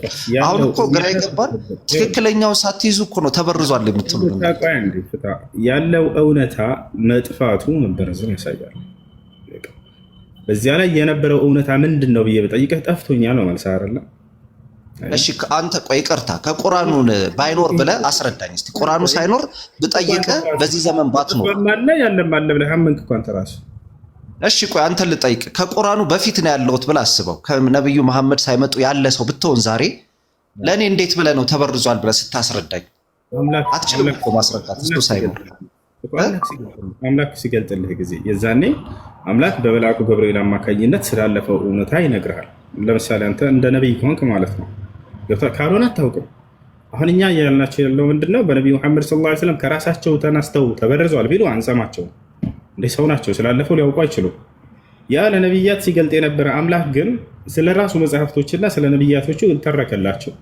ሙሴን ሐሰተኛ ነው ብሎ አልነገራቸውም። ሙሴ እውነተኛ ነው አላቸው። አየህ አይደል? በእርሱ ላይ የተወረደው መጽሐፍት ግን ከእርሱ በኋላ የመጡ ሊቃውንቶች ኃላፊነቱን ጠብቁ ለትውልድ ተብለው ተሰጥተው ኃላፊነታቸውን አልተወጡም፣ ከበስተጀርባቸው ወረወሩት እያለ ይነግረናል።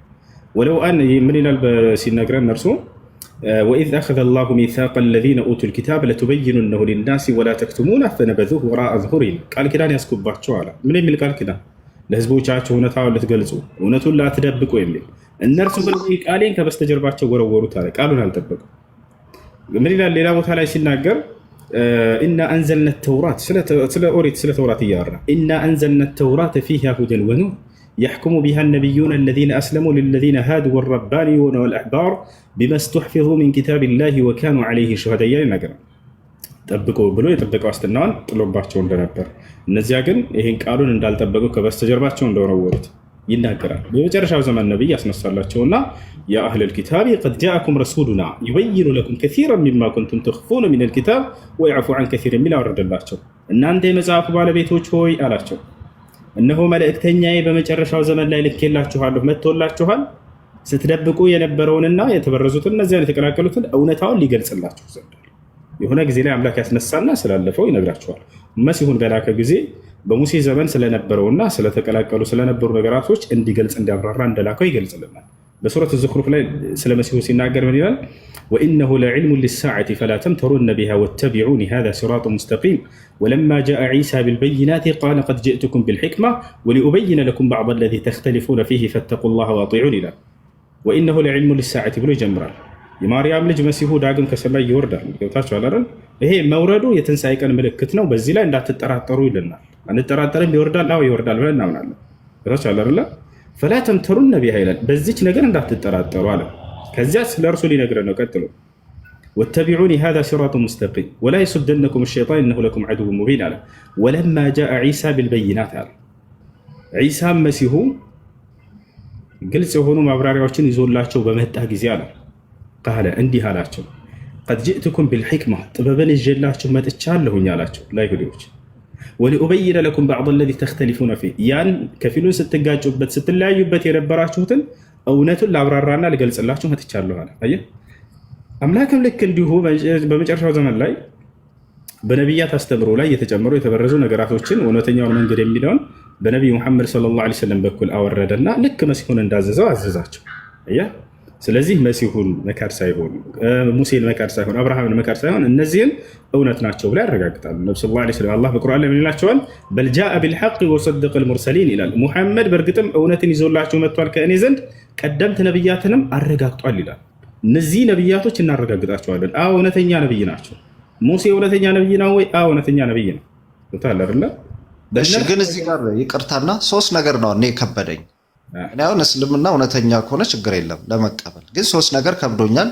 በደንብ ማጥራት ያስፈልጋል። አንድ ሁሉም መጽሐፍቶች የነቢያት ጠፍቷል የሚባለው ነገር ቢያንስ የተወሰነ እንኳን ሊኖር ይገባዋል ብዬ አስባለሁ። እንደው እናንተ የምትሉት እውነት ቢሆን ሁሉም ጠፍቶ ነብዩ መሐመድ ሲመጡ ትክክለኛውን አመጡ ስትለኝ ሁሉንም ሰርዘው ከዳው እሳቸው ጀመሩስ ብዬ እንድጠይቅ ያስፈራኛል። ሁለተኛ የሚያስፈራኝ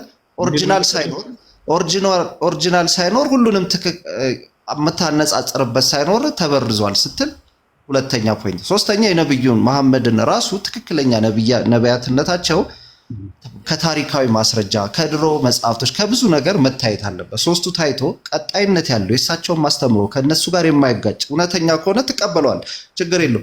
ያም ብዙ መመርመር ይፈልጋል። አመሰግናለሁ ስላስረዳኝ እስካሁን። እሱን ትንሽ አንብቤ እመጣለሁ። እሺ አንድ እዚህ ቦታ ላይ እኛ መጽሐፍ ቅዱስ ተበርዟል ምናምን የሚለው በውስጡ እውነታዎች አሉ እያልኳቸው፣ እውነታዎች አሉ። እነዚያን አይክድም እኮ ኢስላም ያረጋግጣቸዋል። ገብቶሃል አይደል? ሙሉ በሙሉ ስህተት ነው እያለ አይደለም። በውስጡ ያሉ እውነታቸውን እንዳውም አላህ በቁርአን ላይ ሙሰድቀን ሊማ በይነ የደይህ ይላል። ከእርሱ በፊት ያሉትን እውነታዎች የሚያረጋግጥ ነው። ለምሳሌ ካልከኝ ከሚያረጋግጣቸው መካከል መሲሁ በድንግልና መወለዱን ያረጋግጠዋል ቁርአን። ድንግል ማርያም ማንም ወንድ ጫፏን ሳይነካት በድንግልናዋ እንደወለደች ያረጋግጣል። መሲሁ ሙታን ማስነሳቱን ያረጋግጣል ቁርአን። ማየት የተሳናቸውን ይፈውስ እንደነበር ያረጋግጣል ቁርአን። ለምጽ ያለባቸውን ይፈውሳል ያረጋግጣል ቁርአን። ሙሴ ነብይ እንደሆነ ያረጋግጣል። ልክ እንዲሁም ሙሴ ከፈርዖን ግፍና በደል እስራኤላውያንን ነፃ እንዳወጣቸው የዛኔም ባህሩን በብትሩ እንደከፈለ ይህን ሁሉ እንዳለ እነዚህን እውነታዎች የሚያረጋግጥ ነው። ካስተምሮታቸው መካከል ልክ እንዲሁ እስራኤል ሆይ ስማ ጌታ አምላካችን አንድ አምላክ ነው፣ በእርሱ ላይ ቅንጣት ሌላን አካል ማጋራት እንደማይቻል ይህን ያስተምራል። ገብቷቸዋል አይደለ? መሲሁ ይህን እንዳስተማረ በቁርአን ላይ ተቀምጧል። ሙሴ ይህን እንዳስተማረ በቁርአን ላይ አረጋግጧቸዋል። እነዚህን ትምህርቶችንም ሆነ ድንቅ ስራዎቻቸውን ነቢያቶችን እነዚህን ያረጋግጣቸዋል። ገብቷል አይደል? ለምሳሌ ካስተባበላቸው መካከል ለምሳሌ እንውሰድ።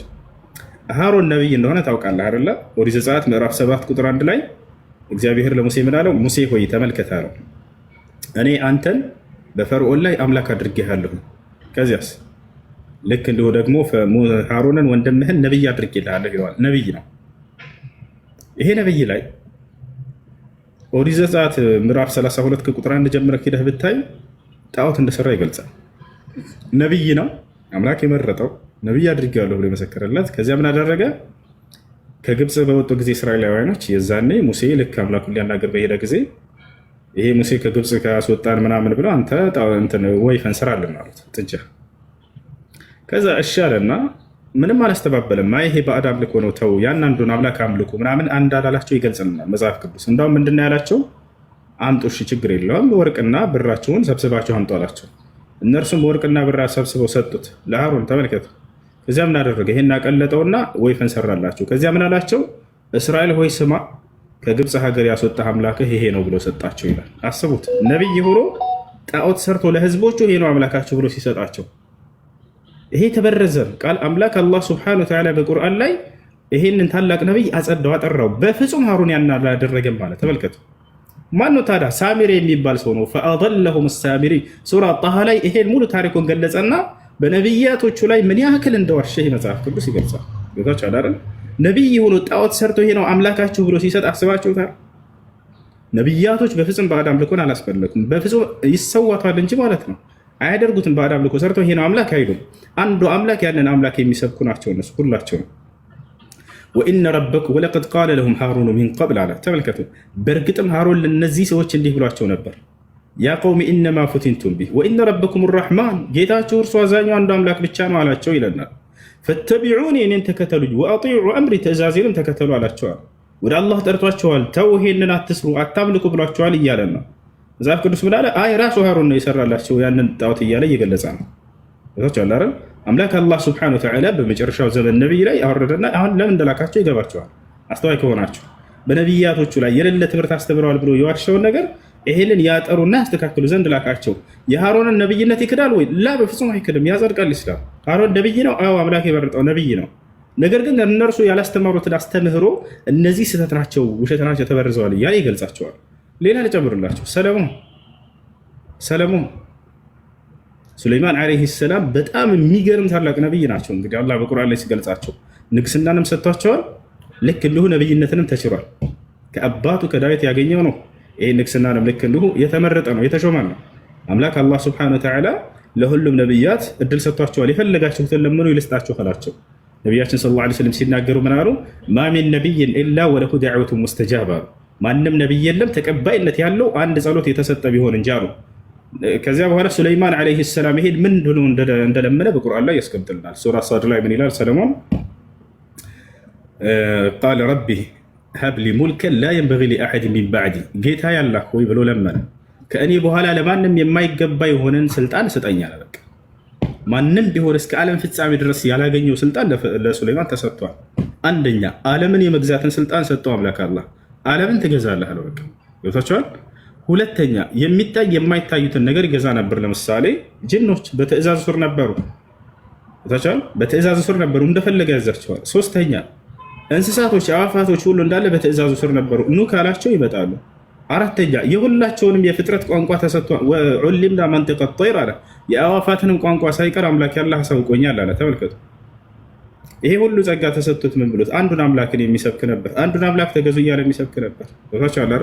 ነገር ግን መጽሐፍ ቅዱስ ላይ አምላኩን ጥሎ ሌላ አማልክት ጋር እንደሄደ ይገልጻል። አምላኩን እንደካደ ይገልጻል። ቦታቸው አለ አይደል? አላህ በቁርአን ላይ ይሄንን አጠራ፣ አጸዳው። ምን አለ? ወማ ከፈረ ሱለይማን አለ።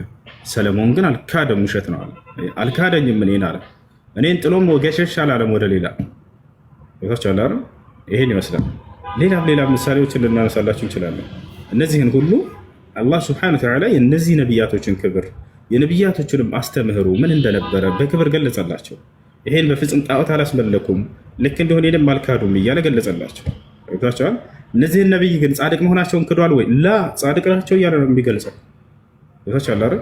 ጻድቅነታቸውን ይገልጻል። ከዛሊከ ዳውድ ዓለይሂ ሰላም፣ ዳዊትም ልክ እንዲሁ ለአንዱ ለአምላኩ ለአላህ የሚገዛ ነው። ልክ እንዲሁ የኦሮ ሚስት ደፈረ ምናምን እንደዚህ በፍጹም እንዲህ አይነት ርካሽ ቦታ ላይ እንዲገኙ አላደረጋቸውም። ከዚብ ሙፍቲራ ዓለይሂም ይህን ይመስላል። እሺ ሰላም፣ እንዴት ናቸው? ሰላም ነው። ደህና አለን፣ እግዚአብሔር ይመስገን። እሺ እኔ የምልህ ብዙም ቆጥካኔ የለኝም፣ ግን ልጠይቀው የምፈልገው ነገር ልጠይቅ። እሺ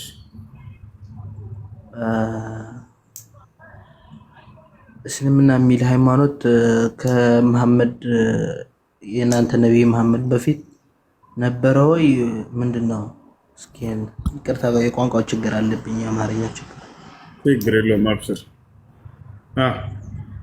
ከነቢዩ መሐመድ ሰለላሁ ዐለይሂ ወሰለም በፊት አምላክ ከሰው ዘር መጀመሪያ ጀምሮ ሙስሊም እንደሆኑ ያዘዛቸው ሙስሊም እንደሆኑም ተናግረዋል። ኖህ ሲናገር ለምሳሌ ወኡሚርቱ አን አኩነ ሚነል ሙስሊሚን ይላል። እኔ ከሙስሊሞች እንደሆን ታዘዝኩ ይላል። እና አብርሃም ልክ እንዲሁ ማ ካነ ኢብራሂም የሁድየን ወላ ነስራንየን ወላኪን ካነ ሐኒፈን ሙስሊማ፣ አብርሃም ሙስሊም ነበር እያለ ቃል በቃል ይናገራል። ያን ነቢያቶች ራሳቸው ማንነታቸውን ሲገልጹ እናያለን። መጽሐፍ ቅዱስ ላይ ግን አንድም ነቢይ ተነስቶ እኔ ክርስቲያን ነኝ አለ የለም። ይህን ታውቃለህ አይደለ? ክሊንቶን ቁርአን ውስጥ ነዋ። ክሊንቶን መጽሐፍ ቅዱስ ላይ አንድ ቦታ ላይ እኔ ክርስቲያን ነኝ ያለ ነቢይ የለም አይደለ? አይ እኛ በክርስቶስ የሚያምን ነው ክርስቲያን የሚባለው። ችግር የለውም። የክርስቶስ ብትለኝም ኖርማል ነው። እሱን አይደለም የጠየቅኩት። አንድ ነቢይ እኔ ክርስቲያን ነኝ ያለ ነቢይ አለ? የለም። ሙስሊም ያለ ማለት ጌታ ሰው። ስለዚህ ክርስቲያን ነኝ ያለ ነቢይ የለም። እሺ እግዚአብሔር ክርስቲያን ሁን ብሎ ያዘዘው ነቢይ አለ? አንድ ነቢይ ጠቅሶ አንድ ነቢይ ክርስቲያን ሁን ብሎታል? እነ አብርሃም ቁርአን ውስጥ ነው ሙስሊም ናቸው የተባሉ ሙስሊም እንደሆኑ የሚገልጡ። ክርስቲያን ሁን ብሎ የታዘዘ ነቢይ አለ ወይ? መጽሐፍ ቅዱስ ላይ የለም ማለት ነው። እኔ አላውቅም፣ እውቀት ብዙ የለኝም። የለም ብለህ መልሰሃል። አሁን እሺ፣ ለማንኛውም አምላክ አላህ ሱብሓነሁ ወተዓላ በመጨረሻው ዘመን ነቢይ ባስነሳቸው በእርሳቸው በነቢዩ መሐመድ ሰለላሁ ዐለይሂ ወሰለም ላይ ስላለፉት ነቢያቶች ሁሉ ሲናገር ሙስሊሞች እንደሆኑ ቃል በቃል ተናግሯል። እሺ ከነሱ በኋላ ቁርአን የመጣ በነቢይ መሐመድ የእናንተ ሰዓት ነው አይደል? ከማን ነው የመጣው? ከእርሳቸው ከሆነ ሻህ በላቸው፣ ችግር የለውም። እርሳቸው ከነቢያት በኋላ ስለሆነ የመጡት ስላለፈው ምን አግብቷቸው ይናገራሉ። ነገር ግን ከእናንተ ነቢይ መሐመድ በፊት ነበረ። አሁን እሱ ነው ዋናው ነገር። አምላክ ነው ተናጋሪው። አምላክ ደግሞ ስላለፈው ሁሉ የሚያውቅ ነው። ገብተዋል። አላህ ሲናገር ይህን ቁርአን በምን መልኩ ራሱ እንዳወረደው ሲነግረን ምን ይላል? ወኢነሁ ለተንዚሉ ረቢል ዓለሚን ነዘለ ቢሂ ሩሑል አሚን ዐላ ቀልቢከ ሊተኩነ ሚነል ሙንዚሪን ይላል። ይህ ቁርአን ከእኔ ከዓለማቱ ጌታ ዘንድ የተወረደ ነው አለ። ማን አወረደው? ታማኙ መንፈስ ቅዱስ አወረደው ይለናል። በመንፈስ ቅዱስ ምሪት አማካኝነት ከአምላክ ዘንድ ከዓለማቱ ጌታ ዘንድ የመጣ ቃል ነው። እሱ ደግሞ የዓለማቱ ጌታ ደግሞ ስላለፈው ሁሉ የሚያውቅ ነው። ስለዚህ ስላለፈው ያለውን ታሪክ ገለጸላቸው። በዚያ ላይ ከሚገኘው መካከል ነቢያቶች ሁሉ ሙስሊሞች መሆናቸው። እሺ ይቅርታ አድርግልኝ፣ እኔ እንኳን ብዙ አላውቀውም ከተሳሳትኩ። ጓደኛ ያለኝ ሙስሊም ነው እንደዛ ያለኝ። ከሁሉ ያለፉ ነቢያታት የተወደደ ነው ነቢይ መሐመድ አለኝ። ይሄ ነገርስ? እሺ አምላክ አላህ ሱብሓነሁ ወተዓላ ሁሉንም ነቢያቶች ይወዳል። አይደለ? ሁሉንም ነቢያቶች ይወዳል። ይበላለጣሉ ወይ ከሆነ መበላለጥና መዋደድ እሱ የተለያዩ ነገር ናቸው። መበላለጥ ይበልጣል ወይ? እናት ለምሳሌ ሁሉንም ልጆቿን ትወዳለች አይደለ? ነገር ግን ሊበላለጡ ይችላሉ። ተበላለጡ ማለት ያንን የተበለጠውን ትጠላዋለች ማለት አይደለም። አየህ፣ አምላክ አላህ ሱብሓነሁ ወተዓላ ሁሉንም ነቢያቶች ይወዳቸዋል። አይደል? ይበላለጣሉ ወይ? አዎ ይበላለጣሉ። ነቢያት ይበላለጣል፣ መልአክ ይበላለጣል፣ ሰዎችም ይበላለጣሉ። ለምሳሌ ከመላእክቶች የሚበልጡ አሉ አይደል? እነ ገብርኤል እነ ሚካኤል፣ እነዚህ ከሁሉ መልአክ በላይ ናቸው ደረጃቸው። አላህ በቁርአን ላይ ይነግረናል። ልክ እንዲሁ ከነቢያቶችም ይበላለጣሉ። ወለቀድ ፈደልና በዕض ነቢይነ ዐላ በዕድ ይላል። ከፊል ነቢይ ከፊሉ ነቢይ ይበልጣል አለ። በሌላ ቦታ ላይ ትልከ ሩሱሉ ፈደልና በዕضሁም ዐላ በዕድ ይላል። እነዚህ መልእክተኞች ከፊሎቹ ከከፊሎቹ ይበላለጣሉ ብሎናል። ስለዚህ ያው ይበላለጣሉ። ማን ይበልጣል ከሁሉም ነቢያት ከተባለ ከሁሉም ነቢያቶች 5 ነቢያቶች በመጀመሪያ ከሌሎች ነቢያቶች ደረጃቸው በጣም ላቅ ያለ ነው። እነሱ ኡሉል ዐዝም የሚል መጠሪያ አላቸው። የቁርጠኝነት ባለቤት በአስተምሮታቸው ጊዜ ከማንም በላይ ተፈትነው የትዕግስትን ጥግ የደረሱ ኡሉል ዐዝም የሚባሉ 5 ነቢያት አሉ። እነዚህ ከሁሉም ነቢያት በላይ ናቸው። እነዚህም ነቢዩ ሙሐመድ ሰለላሁ ዐለይሂ ወሰለም፣ ኢብራሂም ዐለይሂ ሰላም፣ ሙሳ ዐለይሂ ሰላም፣ መሲሁ ዒሳ ወይም ኢየሱስ እንዲሁም ኖህ። እነዚህ 5ቶቹ ናቸው። ለዚህ ማስረጃ በሱረቱል አሕዛብ 2ኛው ገጽ መጀመሪያው አያ ላይ አላህ ሲናገር ይላል ወኢዝ አኸዝና ሚነ ነቢይነ ሚሳቀሁም ወሚንከ ወሚን ኑሕን ወኢብራሂመ ወሙሳ ወዒሳ ብን መርየም ይላል። ልክ እንዲሁም በሱረት ሹራም ላይ ሲገልጻቸው እነዚህን 5ቱን ምን ይላል?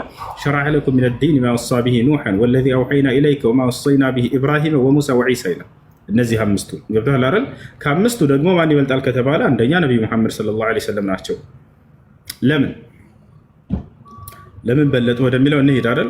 ክሊንቶን ከኔ ጋር እሺ እንሄድ። ለምን በለጡ ወደሚለው ስንመጣ ጊዜ እንግዲህ እንደ አገልግሎታቸው እንደ ስራቸው አንደኛ እሱ ነቢያችን ሰለላሁ ዐለይሂ ወሰለም ሲናገሩ በዚህ ጉዳይ ላይ ምን አሉ? ፉድልቱ ዐለል አንቢያኢ ሚን ቀብል ቢኸምስ ካነት አልአንቢያ ሚን ቀብል ተርሰሉ ኢላ ቀውሚሃ ኻሳ ፈአርሰለኒ አላህ ኢላ አናሲ ካፋ። ምን አሉ ነቢያችን ሰለላሁ ዐለይሂ ወሰለም? ከቀደምት ነቢያት በ5 ነገር በለጥኩኝ አሉ። አንደኛ ቀደምት ነቢያቶች ለህዝቦቻቸው ለወገኖቻቸው ብቻ ነበር የሚላኩት አሉ። እኔን ግን ለዓለም ህዝብ ላከኝ አምላክ ያላህ አሉ። አየህ፣ ለምሳሌ ለዚህ ማስረጃ መሲሁ ወዴት እንደተላከ ራሱ ሲገልጽ እኔ ለእስራኤል ወገን ነው የተላኩት እያለ ይናገራል። ወኢዝ ቃለ ዒሳ ብኑ መርየም ያ በኒ እስራኤል ኢኒ ረሱሉላህ ኢለይኩም። የማርያም ልጅ መሲሁ እንዲህ ባለ ጊዜ አስታውስ ይላል፣ እናንተ የእስራኤል ልጆች ሆይ እኔ ወደ እናንተ የተላኩላችሁ የአላህ መልክተኛ ነኝ አላቸው ይላል። በሌላ ቦታ ላይ አምላክ አላህ ሱብሓነሁ ወተዓላ ወዴት እንደሚልከው መሲሁን ቀድሞ ሲናገር ምን አለ? ወረሱለን ኢላ በኒ እስራኤል፣ ወደ እስራኤል ልጆች የላኩት መልእክተኛ ነው እያለ ይገልጸዋል። በሌላ ቦታ ላይ እዚህ ጋር ለአሕዛብ ይቅርታ ሌላ ቦታ ላይ ኢን ሁወ ኢላ ዐብዱን አንዐምና ዐለይሂ ወጀዐልናሁ መሰለን ሊበኒ እስራኤል ይላል።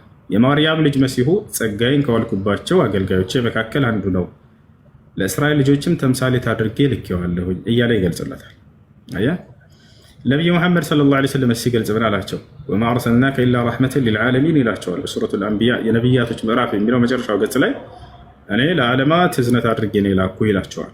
በሌላ ቦታ ላይ ምናል በሱረቱል አዕራፍ ላይ ቁል ያ አዩሃ ናስ ኢኒ ረሱሉላሂ ኢለይኩም ጀሚዓን፣ ሙሐመድ ሆይ ለሰዎች እንዲበላቸው ሰዎች ሆይ እኔ አጠቃላይ ለሁላቸውም የተላኩኝ መልእክተኛ ላይ ይበላቸው ይላል። በሱረቱ ሰብዕ ላይ ምን ይላል ስለ እርሳቸው?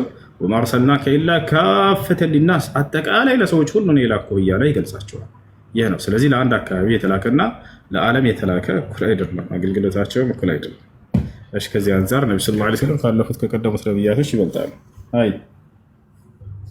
እሺ፣ የክርስቶስን ለኛ ብቻ ነው የተላከው ተብሎ ለናንተ ብቻ ሳይሆን ለአሕዛብ ነው ሚል አለ። እሱ ልመልስልህ። ሁሉም ነው አላውቀውም። መጽሐፍ ቅዱሳችንን አላውቅም እኔ በርግጥ ችምትል ግን አሁን እያነበብኩ ነው አይቼዋለሁ። እሺ በመቀጠል ደግሞ ምን ልልህ አሁን አንድ ነብይ ነኝ ስላለህ ዝም ብለህ አታምነው። የሆነ ነገር ትፈልጋለህ። ከነዚህ ያለፉት 5 ነቢያቶች ያልካቸው 5ታቸው አይደነውም የቀሩ የበዙ ግን 4-3 የሚሆኑ ተአምራት አሳይተዋል በምድር ውስጥ ሰው ለማመን ማለት ነው። በተለይ ክርስቶስ ሰው አነስተዋል፣ የሞተ ሰው ብዙ ነገር አድርገዋል። እንደዚህ ተአምራት የሰራው አለ መሐመድ ቁርአን ውስጥ ነብይ መሐመድ ሰለላሁ ዐለይሂ ወሰለም ነብይነታቸውን ማረጋገጫ ተአምር ሰርተዋል ወይ? ጥሩ ጥያቄ ነው የጠየቀው። አዎ ይሄን ጥያቄ ራሳቸው ተጠይቀው ነበር።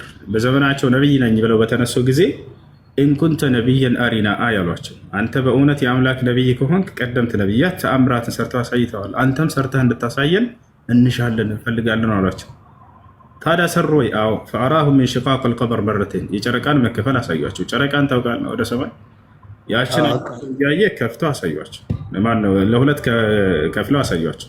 ይሄ ቡኻሪና ሙስሊም ላይ የተዘገበ ሐዲስ ነው። ያዩ የመሰከሩ አካሎች የተናገሩበትን አሳያለሁ። እሺ በበለጠ አነባለሁ፣ ሳነብ እመለሳለሁ። ቴንክ ዩ። አይሽ ያ ሰላም ያ ሰላም ያ ሰላም ያ ሰላም ያ ሰላም ያ ሰላም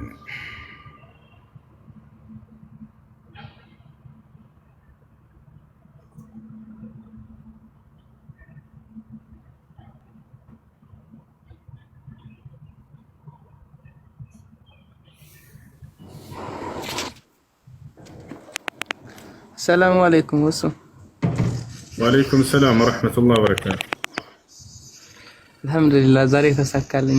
በጣም ብዙ ቀን እገባለሁ እያልኩ ነበረ እና ትንሽ ጥያቄ ነበረኝ። አንደኛው የሆኑ ትናንት ጓደኞቼ ነበሩና የግቢ ተማሪ ነኝና የአደም ኃጢአት በማን የተሰራ የላችሁ ምናምን ብለው ጠይቀው ነበርና እንደ እስልምና የኃጢአት አለ እንዴ? ያው በንስሐ አደረገ አላህ Subhanahu Wa Ta'ala ይቀራል። አው በዛው ምሮታል አይደል? አምሮታል። በዛው ንስሐን ተቀበለ አላህ Subhanahu Wa Ta'ala ዘዘ። ኦኬ ሁለተኛው ጥያቄ ደግሞ ማለት ነው እንትን ይሄ መስጂድ ላይ ጨረቃ ታደርጋላችሁና ይሄ ከእስልምና አንፃር ይፈቀዳል ምናምን አሉ። ምንም ያያይዘው ነገር የለም። ቢደረግም ባይደረግም አድርገው የሚል እንዳውም የለም። ሰው ዝም ብሎ ከጌታ አንፃር እንጂ ከእምነት ጋር የሚያያይዘው ነገር የለም። ባይደርጉም ችግር የለም። ኦኬ ማሻአላህ አመሰግናለሁ። ጆይኒንግ ሰላም። እሺ ቀጥል።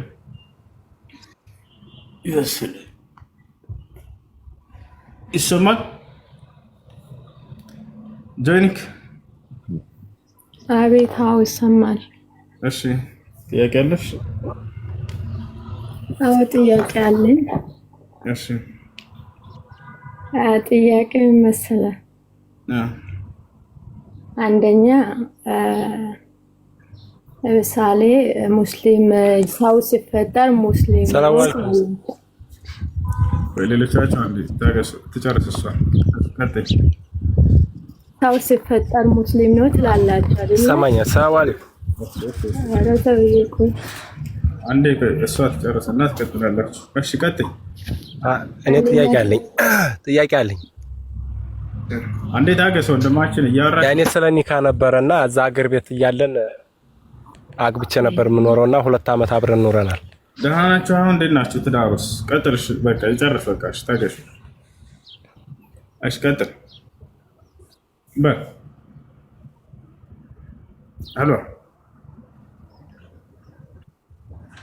ሄሎ ሃይ በቃ ቀጥል። እሺ በቃ ተይ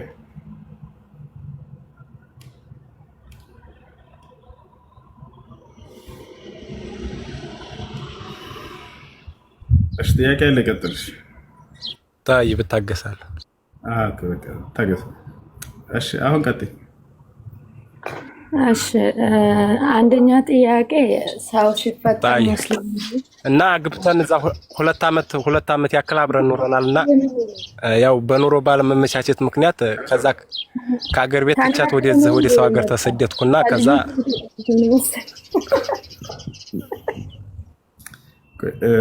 ተሰድቼ እኔ ወደዛ ሀገር ስመጣ ያው እኔ ባላወቅኩት መንገድ ሌላ ሰው ተጀናጀነችና እኔ አላወቅኩምና ኒካዬን ፍታኝ አለችኝና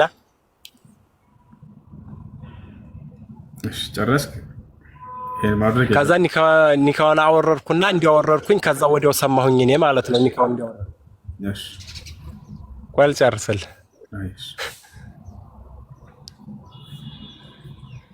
ከዛ ኒካውን እንዲያወረድኩ ወዲያው ሰማሁና ያኔ በስልክ ደወልኩና አገኘኋት ልጅቱን እንዳገኘኋት ረጃቱ ብዬሻለሁ አልኳት በስልክ ማለት ነው። ከዛ ስሟን ካልጠራህ አይቻልም ምናምን ሲሉኝ ከዛ ስሟን ጠርቼ ረጃቱ ብዬሻለሁኝ ያው መልሼሻለሁኝ አልኳት። እሺ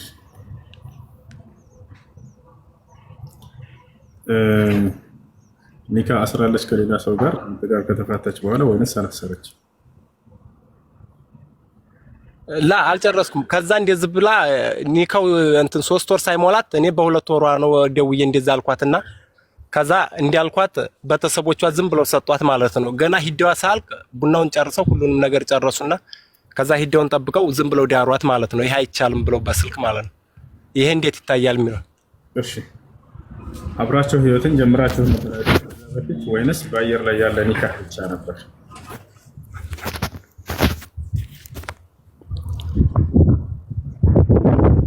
ይሰማል?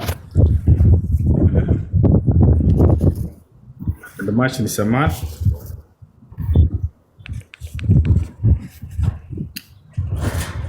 ይሰማል ወይ? በቃ እንደገና ውረዱና መልሳችሁ ላኩ። ልጁ ተደውስ እንትን ያለው ተደብቆ ነው ያለው።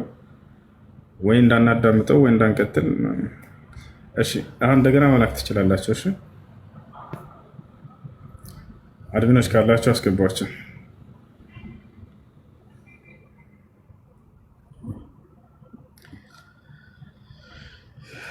ያ ሰላም ያ ሰላም ያ ሰላም ያ ሰላም።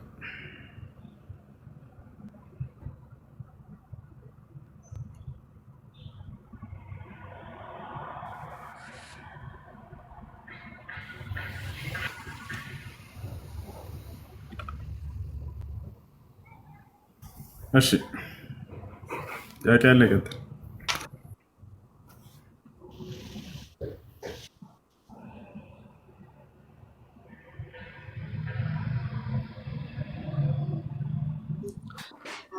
ልጆች ለክርስቲያኖች ቅድሚያ ስጧቸው። እሺ አድሚኖች የምታስገቡ ልጆች ለክርስቲያኖች ቅድሚያ ስጧቸው።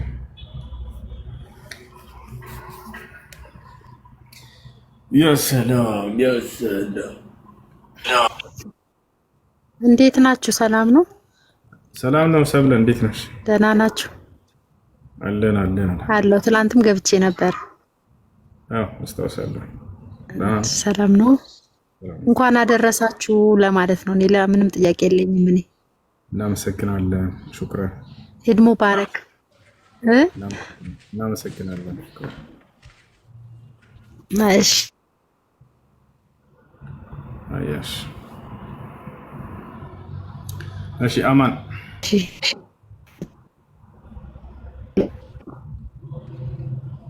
እሺ እሺ እንዴት ነህ? ሁሉ ሰላም? ሰላም ነው። ትንሽ ጥያቄዎች ነበሩ ለመጠየቅ። እሺ ጥያቄ ምንድን ነው? በሙስሊም ያው ቁርአን ነው አይደል በዋነኝነት የሚታመነው? ቁርአንና ሐዲስ። የሐዲስን ጥቅም ትንሽ ብትነግረን። ማለት ሙስሊም ሲሆን ከፈጣሪ የወረደውን ቃል መቀበል ከሆነ የሐዲስ ጥቅሙ ምንድን ነው? ማመን አለብኝ ወይ ግዴታ? እሺ ሐዲስ ማለት መልእክቱ ከአላህ ዘንድ የሆነ ነው። ነቢ ሰለላሁ ዐለይሂ ወሰለም ናቸው የተናገሩት ወይንም የሰሩት። ግን ያን የሚያደርጉት ግን በአምላክ ትእዛዝ ነው፣ ወይም የተናገሩት በአምላክ ትእዛዝ ነው። ወማ የንጢቁ ዐኒል ሀዋ ይላል አላህ በቁርአን ላይ ሲናገር ስለዚህ ጉዳይ። ሙሐመድ ከራሱ አንዳችን አይናገርም ይላል። ኢን ሁወ ኢላ ወሕዩን ዩሓ ከእኔ ዘንድ የሚተላለፍለትን ራእይ እንጂ ከራሱ አይነግራችሁም እያለ ይናገራል። ስለዚህ ሐዲስ ባጭሩ ግንዛቤው ቁርአን ቃሉ መልእክቱም ከአላህ ዘንድ ሲሆን ሐዲስ ደግሞ መልእክቱ ከአላህ ዘንድ ነው። ቃሉን ግን ነብዩ ሰለላሁ ዐለይሂ ወሰለም ናቸው እንዲናገሩ የታዘዙት። ሌላ የቁርአን መልእክት እንድትረዳ ያክል ቁርአን ለምሳሌ ጥቅል ትእዛዝን ያወርዳል። ለምሳሌ ሐጅ አድርጉ ብሎ ነው የሚያወርደው። ገብቶሃል? ያን የሐጅ ስነ ስርዓቱን ደግሞ እርሳቸው ያንን እንዲያብራሩ ኃላፊነት ተጣለባቸው። ያንንም ራሱ አምላክ በሚያዛቸው መልኩ ያብራራሉ። ዘካ ስጡ ይላል። ጥቅላዊ ትእዛዝ ነው ቁርአን ላይ የምታገኘው። ከዚያ ያንን ዘካ አሰጣጡ እንዴት ነው የሚለውን ደግሞ እርሳቸው እንዲሰሩና ያንን ደግሞ ያንን እንዲያስተምሩ ታዘዙ። ይህ ነው። ስለዚህ አሁን የድሮዎቹ መጽሐፍቶች ተውራት ወይ ኢንጂል ምናምን የምትሏቸው ቁርአን ላይ ሁሉም ተቀምጠዋል ወይስ ተብራርተው ነው የምናውቃቸው? የሙሴ አስተምህሮ ምን ነበር የሚለውን አምላክ በደንብ አድርጎ በቁርአን ላይ ይገልጸዋል። የመሲሁ አስተምህሮ ምን ነበር የሚለውን ይገልጸዋል። የዳዊት አስተምህሮ ምን ነበር? የእነዚህን ነቢያቶች መጽሐፍቶቻቸውን በእነርሱም ያወረደላት ያ አምላክ ያ የገለጠላቸው አምላክ ምን አስተምሩ እንዳላቸው እንዳዘዛቸው በቁርአን ላይ ያስቀምጡታል። የእነሱን ብቻ ሳይሆን በጣም በርካታ መጽሐፍ ቅዱስ ላይ ያልተገለጹ ነቢያቶች ራሱ ለምሳሌ ሁድ የሚባል ነቢይ አለ። ሁድ የሚባል ነቢይ አለ። ለምሳሌ ይሄን መጽሐፍ ቅዱስ ላይ አልተገለጸም። ሷሊህ የሚባል ነቢይ አለ፣ መጽሐፍ ቅዱስ ላይ አልተገለጸም። ሹዓይብ የሚባል መጽሐፍ ቅዱስ ላይ አልተገለጸም። ነገር ግን እነዚህ ነቢያቶች ሳይቀር አስተምህሮታቸውን ይገልጻል። የሁሉም ነቢያት አስተምህሮ ግን አንድ እንደሆነ ይነግረናል። እሱ ምንድነው? አንድን አምላክ በብቸኝነት ያንን አንዱን አምላክ የላካቸውን እርሱን እንዲያስመልኩ ብቻ ነው። መሲሁም ይሄን ያስተማረው፣ ሙሴም ይሄን ያስተማረው ታቻለ አይደል?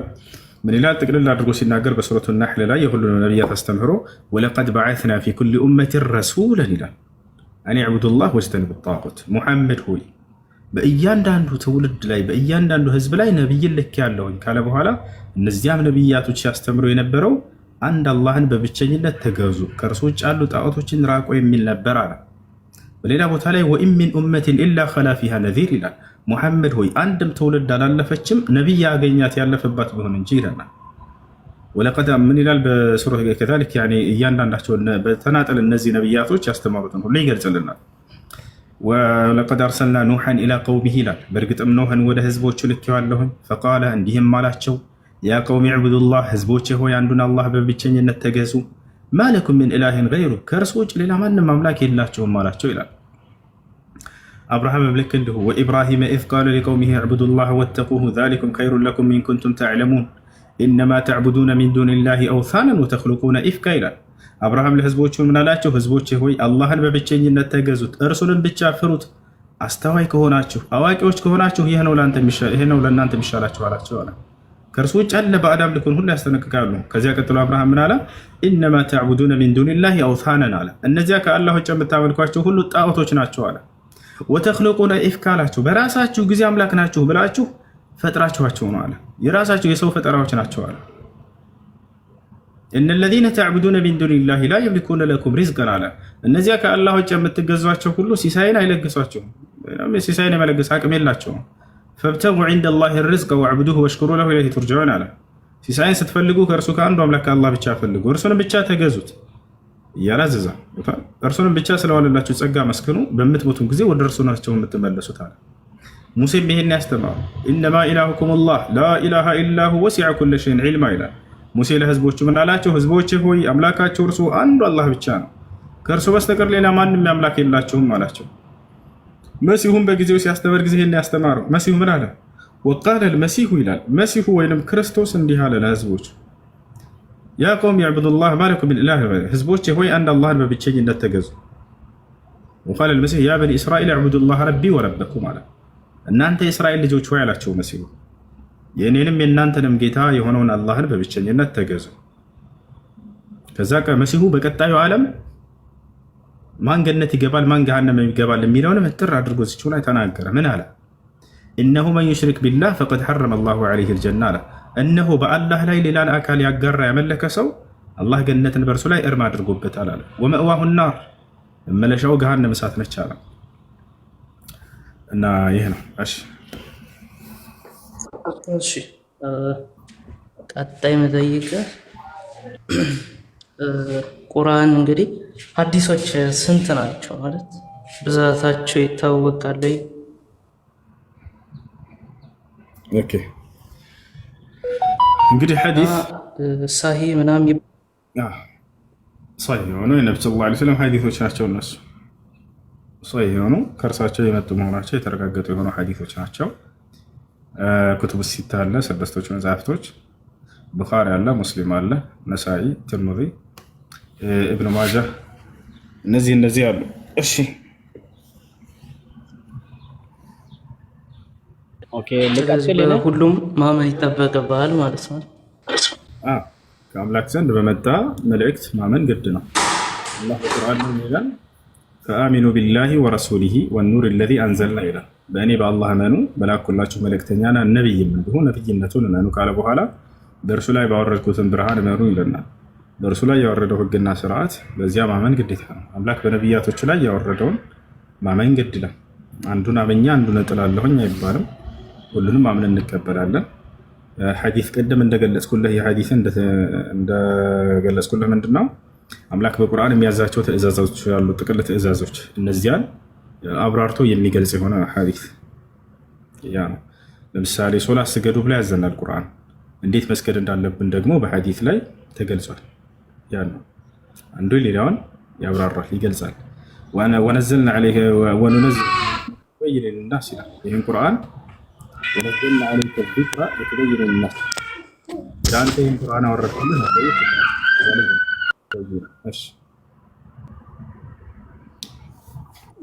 ሔዋን ቁርአን ውስጥ የለች የሚል ነገር ሰምቻለሁ። ስለሱ እስኪ በጣም ጥሩ። ሔዋንን አላህ ሱብሓነሁ ወተዓላ በቁርአን ላይ ከአዳም የፈጠርኳት ነፍስ እያለ ጠርቷታል። ሐዲስ ላይ ደግሞ አየህ ቅድም እንዳልኩህ አላህ ነቢያችን ሰለላሁ ዐለይሂ ወሰለም ሔዋን ብለው ቃል በቃል ስሟን ጠቅሰዋታል። ሔዋን ብለው ቃል በቃል ጠቅሰዋታል። አላህ በቁርአን ላይ ብዙ ቦታ ላይ ስለ አዳምና ስለ ሔዋን ሲናገር ሰውን ከአንድ ነፍስ ፈጠርኩት ካለ በኋላ ከዚያችም ከአንዷ ነፍስ ሌላኛዋን ጥንዷን ነፍስን ከሷው ነፍስ ፈጠርኳት እያለ ይገልጻል። ለምሳሌ በሱረቱ ኒሳ መጀመሪያ ላይ ያ አዩሃ ናሱ ተቁ ረበኩም ለዚ ኸለቀኩም ሚን ነፍሲን ዋሂዳ ይላል። እናንተ ሰዎች ሆይ እኔን ጌታችሁን አላህን ፍሩኝ፣ ያ ከአንድ ነፍስ የፈጠርኳችሁ የሆንኩትን ከእርሷም ከዚያችሁ ከአንዷ ነፍስ ጥንዷን የፈጠርኩላት የሆንኩኝ እያለ ይናገራል። ሌላ ቦታ ላይ በሱረቱ ሩም ላይ ምን ይላል? ወሚን አያቲሂ አን ኸለቀ ለኩም ሚን አንፉሲኩም አዝዋጀን ይላል። ከተአምራቶች መካከል ከዚያች ከአንዷ ከነፍሳችሁ ጥንዷን መፍጠር እያለ ይናገራል። ይህንን ማነቻች የሚለውን ደግሞ ነቢ ሰለላሁ ዐለይሂ ወሰለም ሐዲስ ላይ ሐዋ ወይም ሔዋን ብለው ገለጿት።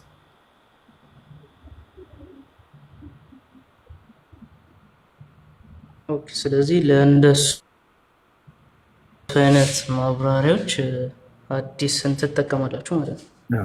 ሞር ለማብራራት ማለስማማበት ነገር ቢኖር አለመቀበል ይችላል። እንደ ሐዲስ ላይ የሆነ ነገር ቢገለጽና ማለስማማ ቢሆን ያንን አለመቀበል አይቻልም። ካልገባህ መጠየቅ ሙሉ መብት አለ። ለምሳሌ ይሄ ቦታ እዚህ ቦታ ላይ አልገባኝም ብለህ ሙሉ የመጠየቅ መብት አለ። አትጠይቃም አትባልም። በዚያ ላይ ያልተረዳኸው ነገር ካለ አላህ በቁርአን ላይ ምን ብሎ አዘዋል? ፈስአሉ አህለ ዚክሪ ኢን ኩንቱም ላ ተዕለሙን አለ። የማታውቁ ከሆናችሁ ያልተረዳችሁ ከሆናችሁ የእውቀት ባለቤቶችን የተረዱትን ጠይቁ ብሏል። እና ካላወቅ የትኛውንም ጥያቄ አንስተህ ይሄ ነገር እስኪ ለምሳሌ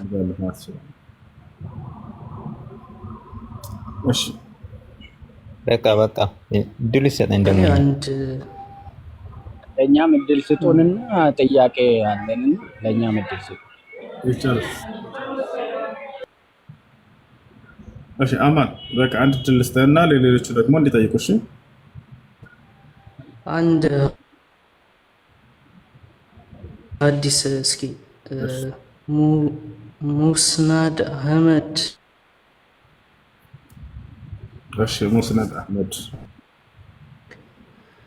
ሙስናድ አህመድ 42 የሚባል ሐዲስ ላውጣለች። ችግር የለም።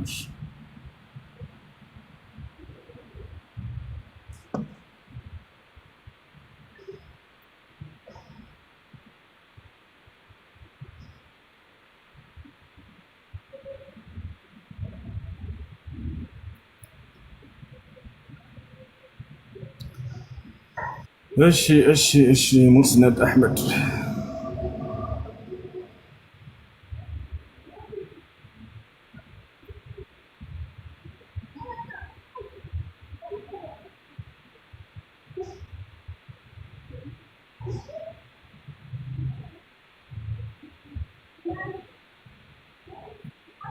حدثنا علي بن عياش حدثنا الوليد بن مسلم قال أخبرني يزيد بن سعيد عن عصوان العنسي عن عبد الملك بن عمير عن رافع الطائي رفيق أبي بكر في غزوة السلاسل قال وسألته عما قيل من بيعتهم فقال وهو يحدثه عما تكلمت به الأنصار وما كلمهم به وما كلم به عمر بن الخطاب الأنصار وما ذكرهم به من إمامة إياهم بأمر رسول الله صلى الله عليه وسلم في مرضه فبايعوني لذلك وقبلتها منهم وتخوفت أن تكون فتنة تكون بعدها ردة. بس لا من تياكي نروحنا عمال بكوالي الفلك ونقر ሲያወሩ ስሰማ እዚህኛው ላይ አይ ቲንክ ብዙ አላስታውሰውም ትርጉሙ ትንሽ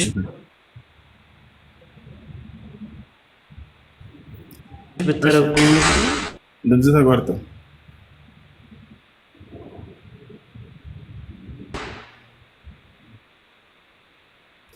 የዚህ ጋር የነገረውን ብትናገር እንትን ጥያቄ ነበረኝ እዚህ ላይ እና ጽፌው ጥያቄ ምንድን ነው የሚያወራው እዚህ በሰሃቦች መካከል ስለነበረ ቃል ኪዳን ነው ቃል ኪዳን ነበራቸው ስለ ሰሃቦች ነው እያወራ ያለው عن رافع الطائي رفيق عن يعني እንትን አንዴ በቼክ እስከዛ ኦኬ ይሰማል መቀጠል ትችላላችሁ እሱ እስኪጨርስ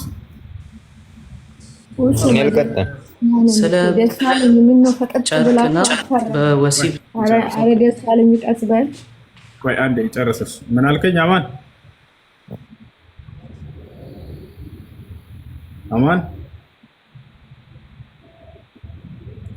ሰማን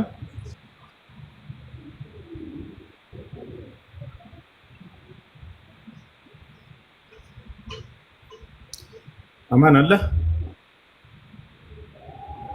ኔትወርኩ እስከሚስተካከል ለኛ ምድል ስጠን በቃ እሺ አውራሽ እሺ ከቅድም ጀምራ ነው እሺ ያቀለ ልቀጥልነ ቀጥልሽ እኔ አንተ ቀጥልሽ ሰማል አይደል ሰማላ አዎ እኔ በጀነት ዙራ ነው ጥያቄ ያለኝ ሱራ 52 ላይ ሴቶች እንዳሉ አልጋም እንዳለ ስለሚናገር እነዛ ሴቶች ከዱንያ ሞቶ እዛ የሚሰበሰቡት ናቸው አዲሱ ነው አንድ ሰው ማግባት የሚችላቸው ወይስ ሌላ አላህ ሌላ ሴቶቹን አዘጋጅቶ ነው ያለ የሚል ነው ሁለቱ ከምድር ላይ ሄደው አማኝ ሴቶች የጀነት ይገባሉ እነሱም አሉ ልክ እንደው በጀነት ውስጥ አላህ Subhanahu Wa Ta'ala ሌሎችን ፈጥሯል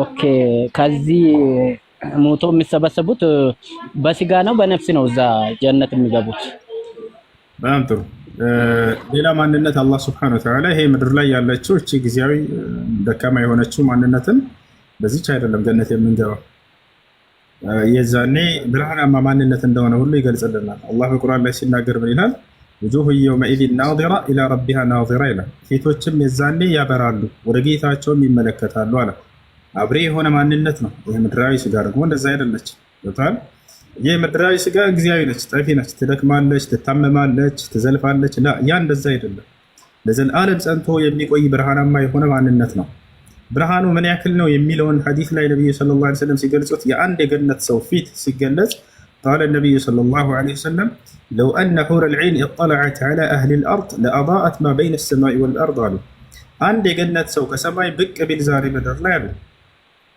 የዓለምን يعني ዓለምን በፊቱ ብርሃን ባንጸባረቀው ባበራው ነበር አሉ ምን አይነት ፊት ነው አስቡት ዓለምን ያበራል የአንድ የገነት ሰው ፊት ከሰማይ ብቅ ይላሉ ስለዚህ ከዚች ካለችው እቺ ደካማ ስጋችን የምትደክም የምትታመም የምትዘልፍ ከዚች ጋር አይደለም አይወዳደርም። ኦኬ ጀነት ለምሳሌ የተቀደሰ ቦታ ስለሆነ ቅዱስ ስለሆነ እዛ ላይ ጧራ ስለሆነ እዛ ውስጥ ይሄ ማንነታችን ይዘን ካልገባን ስሜት አለው ያ ነገር እንትን ያለው ሰውነት ነው። እዛም ከዚህ የተለየ ሰውነት አይደለም። ኦኬ እዛ ስለ ሰውነት ከሆነ ጥያቄ ወገናችን ከዚህ ከምድር ጋር የሚገናኝ አይደለም። አንደኛ ሆነ የገለጽኩለት ነው። ሌላ ልጨምርልህ። ገነት ውስጥ እርኩስ ነገር ይሄ ቆሻሻ ነገራቶች የሉም። ለምሳሌ ሽንት መሽናት የሚባል ነገር የለም። የካካ የሚባል ነገር የለም። ከምድር ሰው ጋር አይገናኝም። አያችሁ ነቢያችን ሰለላሁ ዐለይሂ ወሰለም ቃል በቃል በገነት ውስጥ መሽናት ካካ ምናምን የሚባል ነገር የለም። አህሉል ጀና ያእኩሉን ወይሽረቡን ወላ የቡሉን አሉ ወላ የተፈወጡን አሉ። የጀነት ሰዎች ሽንት የሚባል ነገር አያውቃቸውም። ካካ የሚባል ነገር አያውቃቸውም። አያችሁ በሸሎ ወርዳለሁ የሚባል ሂሳብ የለም። እንዲህ አይነት ቆሻሻ ነገር የወር አበባ የሚባል ነገር የለም። በሴቶች የለም። ንፍጥ የሚባል የለም። አክታ የለም። ምራቅ የለም። እነዚህ ሁሉ ቆሻሻ ነገሮች እንደው በዝር ገልጸዋቸው የሉም እነዚህ በጀነት ሰው ላይ ብለው ነብዩ ሰለላሁ ዐለይሂ ወሰለም ተናግረዋል እኮ። አይ ገብቶኛል፣ አመሰግናለሁ። ግን ሰው አንድ ሴትና ወንድ ሲገናኝ ፈሳሽ አለው ስሜት ስላለ ይሄ ነገር በጀነት ውስጥ እንዴት ነው? ጀነት ቅዱስ ቦታ ብሎ በእኛ አስተምሮት ቅዱስ ቦታ ነው፣ በስጋዊ አይደለም የምንገባው። ሰው ደግሞ ወሲብ ካደረገ ፈሳሽ አለው እንትን አለው። ይሄ እንዴት ነው? ከበላ የግዴታ ሽንት ቤት መሄድ አለበት፣ ከጠጣ ሽንት ቤት መሄድ አለበት ምናምን የለም። እንደዛ አይነት ነገር የለም እያልኩ ነው ወገናችን። አየህ ከምድራዊ ሰው ጋር አታገናኛቸው ናቸው። ለዚህ ነው እንቅልፍ የሚባል ነገር የለም። አህሉል ጀና ላይ ናሙን አሉ ነብዩ ሰለላሁ ዐለይሂ ወሰለም አይተኙም አሉ።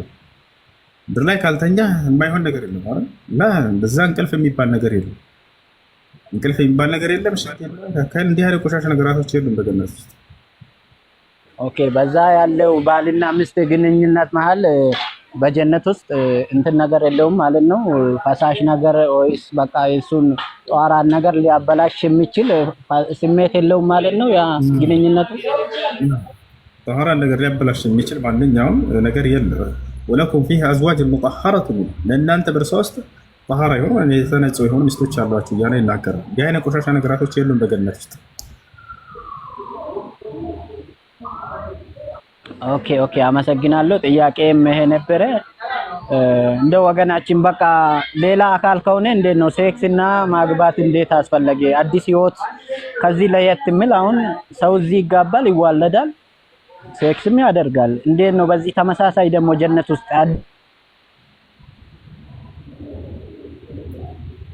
ስለ ሴክስ ጥያቄ አልጨረሳችሁም? ልመልስ አሁን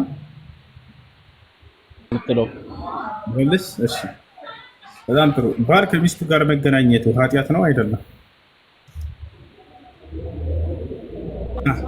በምድር ኃጢአት አይደለም። ይሄ ምድር ላይ የሚደረጉት የተሰጠን ነገር ነው። አላህ አዲስ ነገር ለምንድን ነው ያልሰጠን ነው? እዚህ በምድር የምናደርገውን እዛ ለምን ተዘጋጀልን የሚል ነው። እና ክርክር አይደለም። እና አንተ ገናችን እንድታብራራሉ የምናደርገውን እዚያም ላይ ያለ በሚል ነገር ራሳቸውን አትሸውዱ።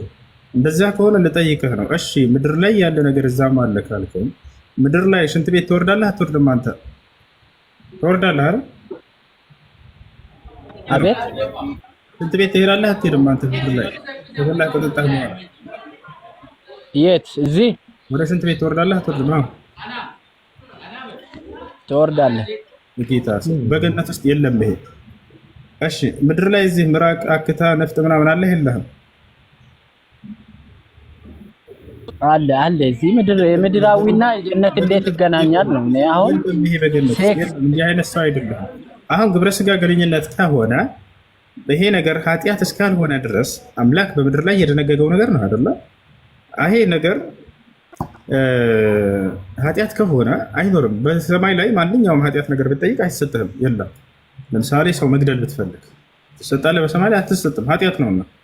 ባል ከሚስቱ ጋር ግብረ ስጋ ግንኙነት ማድረጉ ኃጢአት ነው ወይንስ አይደለም? መልስልኝ። አቤት። ባል ከሚስቱ ጋር ግብረ ስጋ ግንኙነት ማድረጉ ኃጢአት ነው? ፈጣሪ የሚጠላው ነገር ነው ወይንስ የሚወደው ነገር ነው? አይደለም። በጣም ጥሩ። ስለዚህ ኃጢአት እስካልሆነ ድረስ እዚያ መኖሩ የሚያስወቅስ ጥያቄ የሚያስነሳ ነገር አይደለም። ባል ከሚስቱ ጋር እኮ በዚህ እንትን ከሄድንማ እዚህ መሽናትም ሽንት ቤት መቀመጥም ኃጢአት ስላልሆነ እዛ ኃጢአት እንዴት ይሆናል? በጣም ጥሩ። እነዚህ ቆሻሻ ነገራቶች ናቸው። ቅድም እሱን ጨርሰናል እኮ ማንኛውም ቆሻሻ ነገር በገነት ውስጥ የለም የሚል ሳስቀምጥልህ ነበር። አሁን ደግሞ ስለ ኃጢአት ነው ሁለተኛው ጥያቄ። አሁን ቆሻሻ ነገራቶች የሉም በገነት ውስጥ፣ እሱን ቅድም ጨረስን። ሁለተኛ ደግሞ አሁን ኃጢአትም የለም በገነት ውስጥ፣ እሱ ላይ ነው ያለነው። ሰው መግደል ለምሳሌ ኃጢአት ነው ወይ ብዬ ብጠይቅህ አዎ ኃጢአት ነው አልኩህ። ስለዚህ አይኖርም ይሄ በገነት ውስጥ ኃጢአት አታገኝም። ገብቶሃል አይደል? ነገር ግን ልጅ ማን ነው ባልና ሚስት ግብረ ስጋ ግንኙነት ማድረግ ውስጥ ኃጢአት ነው ወይ ስልህ አይ ኃጢአት አይደለም ማለት ነው። ኃጢአት እስካልሆነ መጥፎ ነገር እስካልሆነ ድረስ በገነት ውስጥ ይሄ ታገኛለህ። እሺ ይሄን ይመስላል። ኦኬ አመሰግናለሁ። ጥያቄ ይሄ ነበረ። ኦኬ እሺ፣ ለማንኛውም ተመልሶልኛል። በምድር የሚደረገው በተመሳሳይ እዛ እናደርጋለን ማለት ነው። ጌታ ሰው ተመልሶልኛል ብለህ እናመሰግናለን።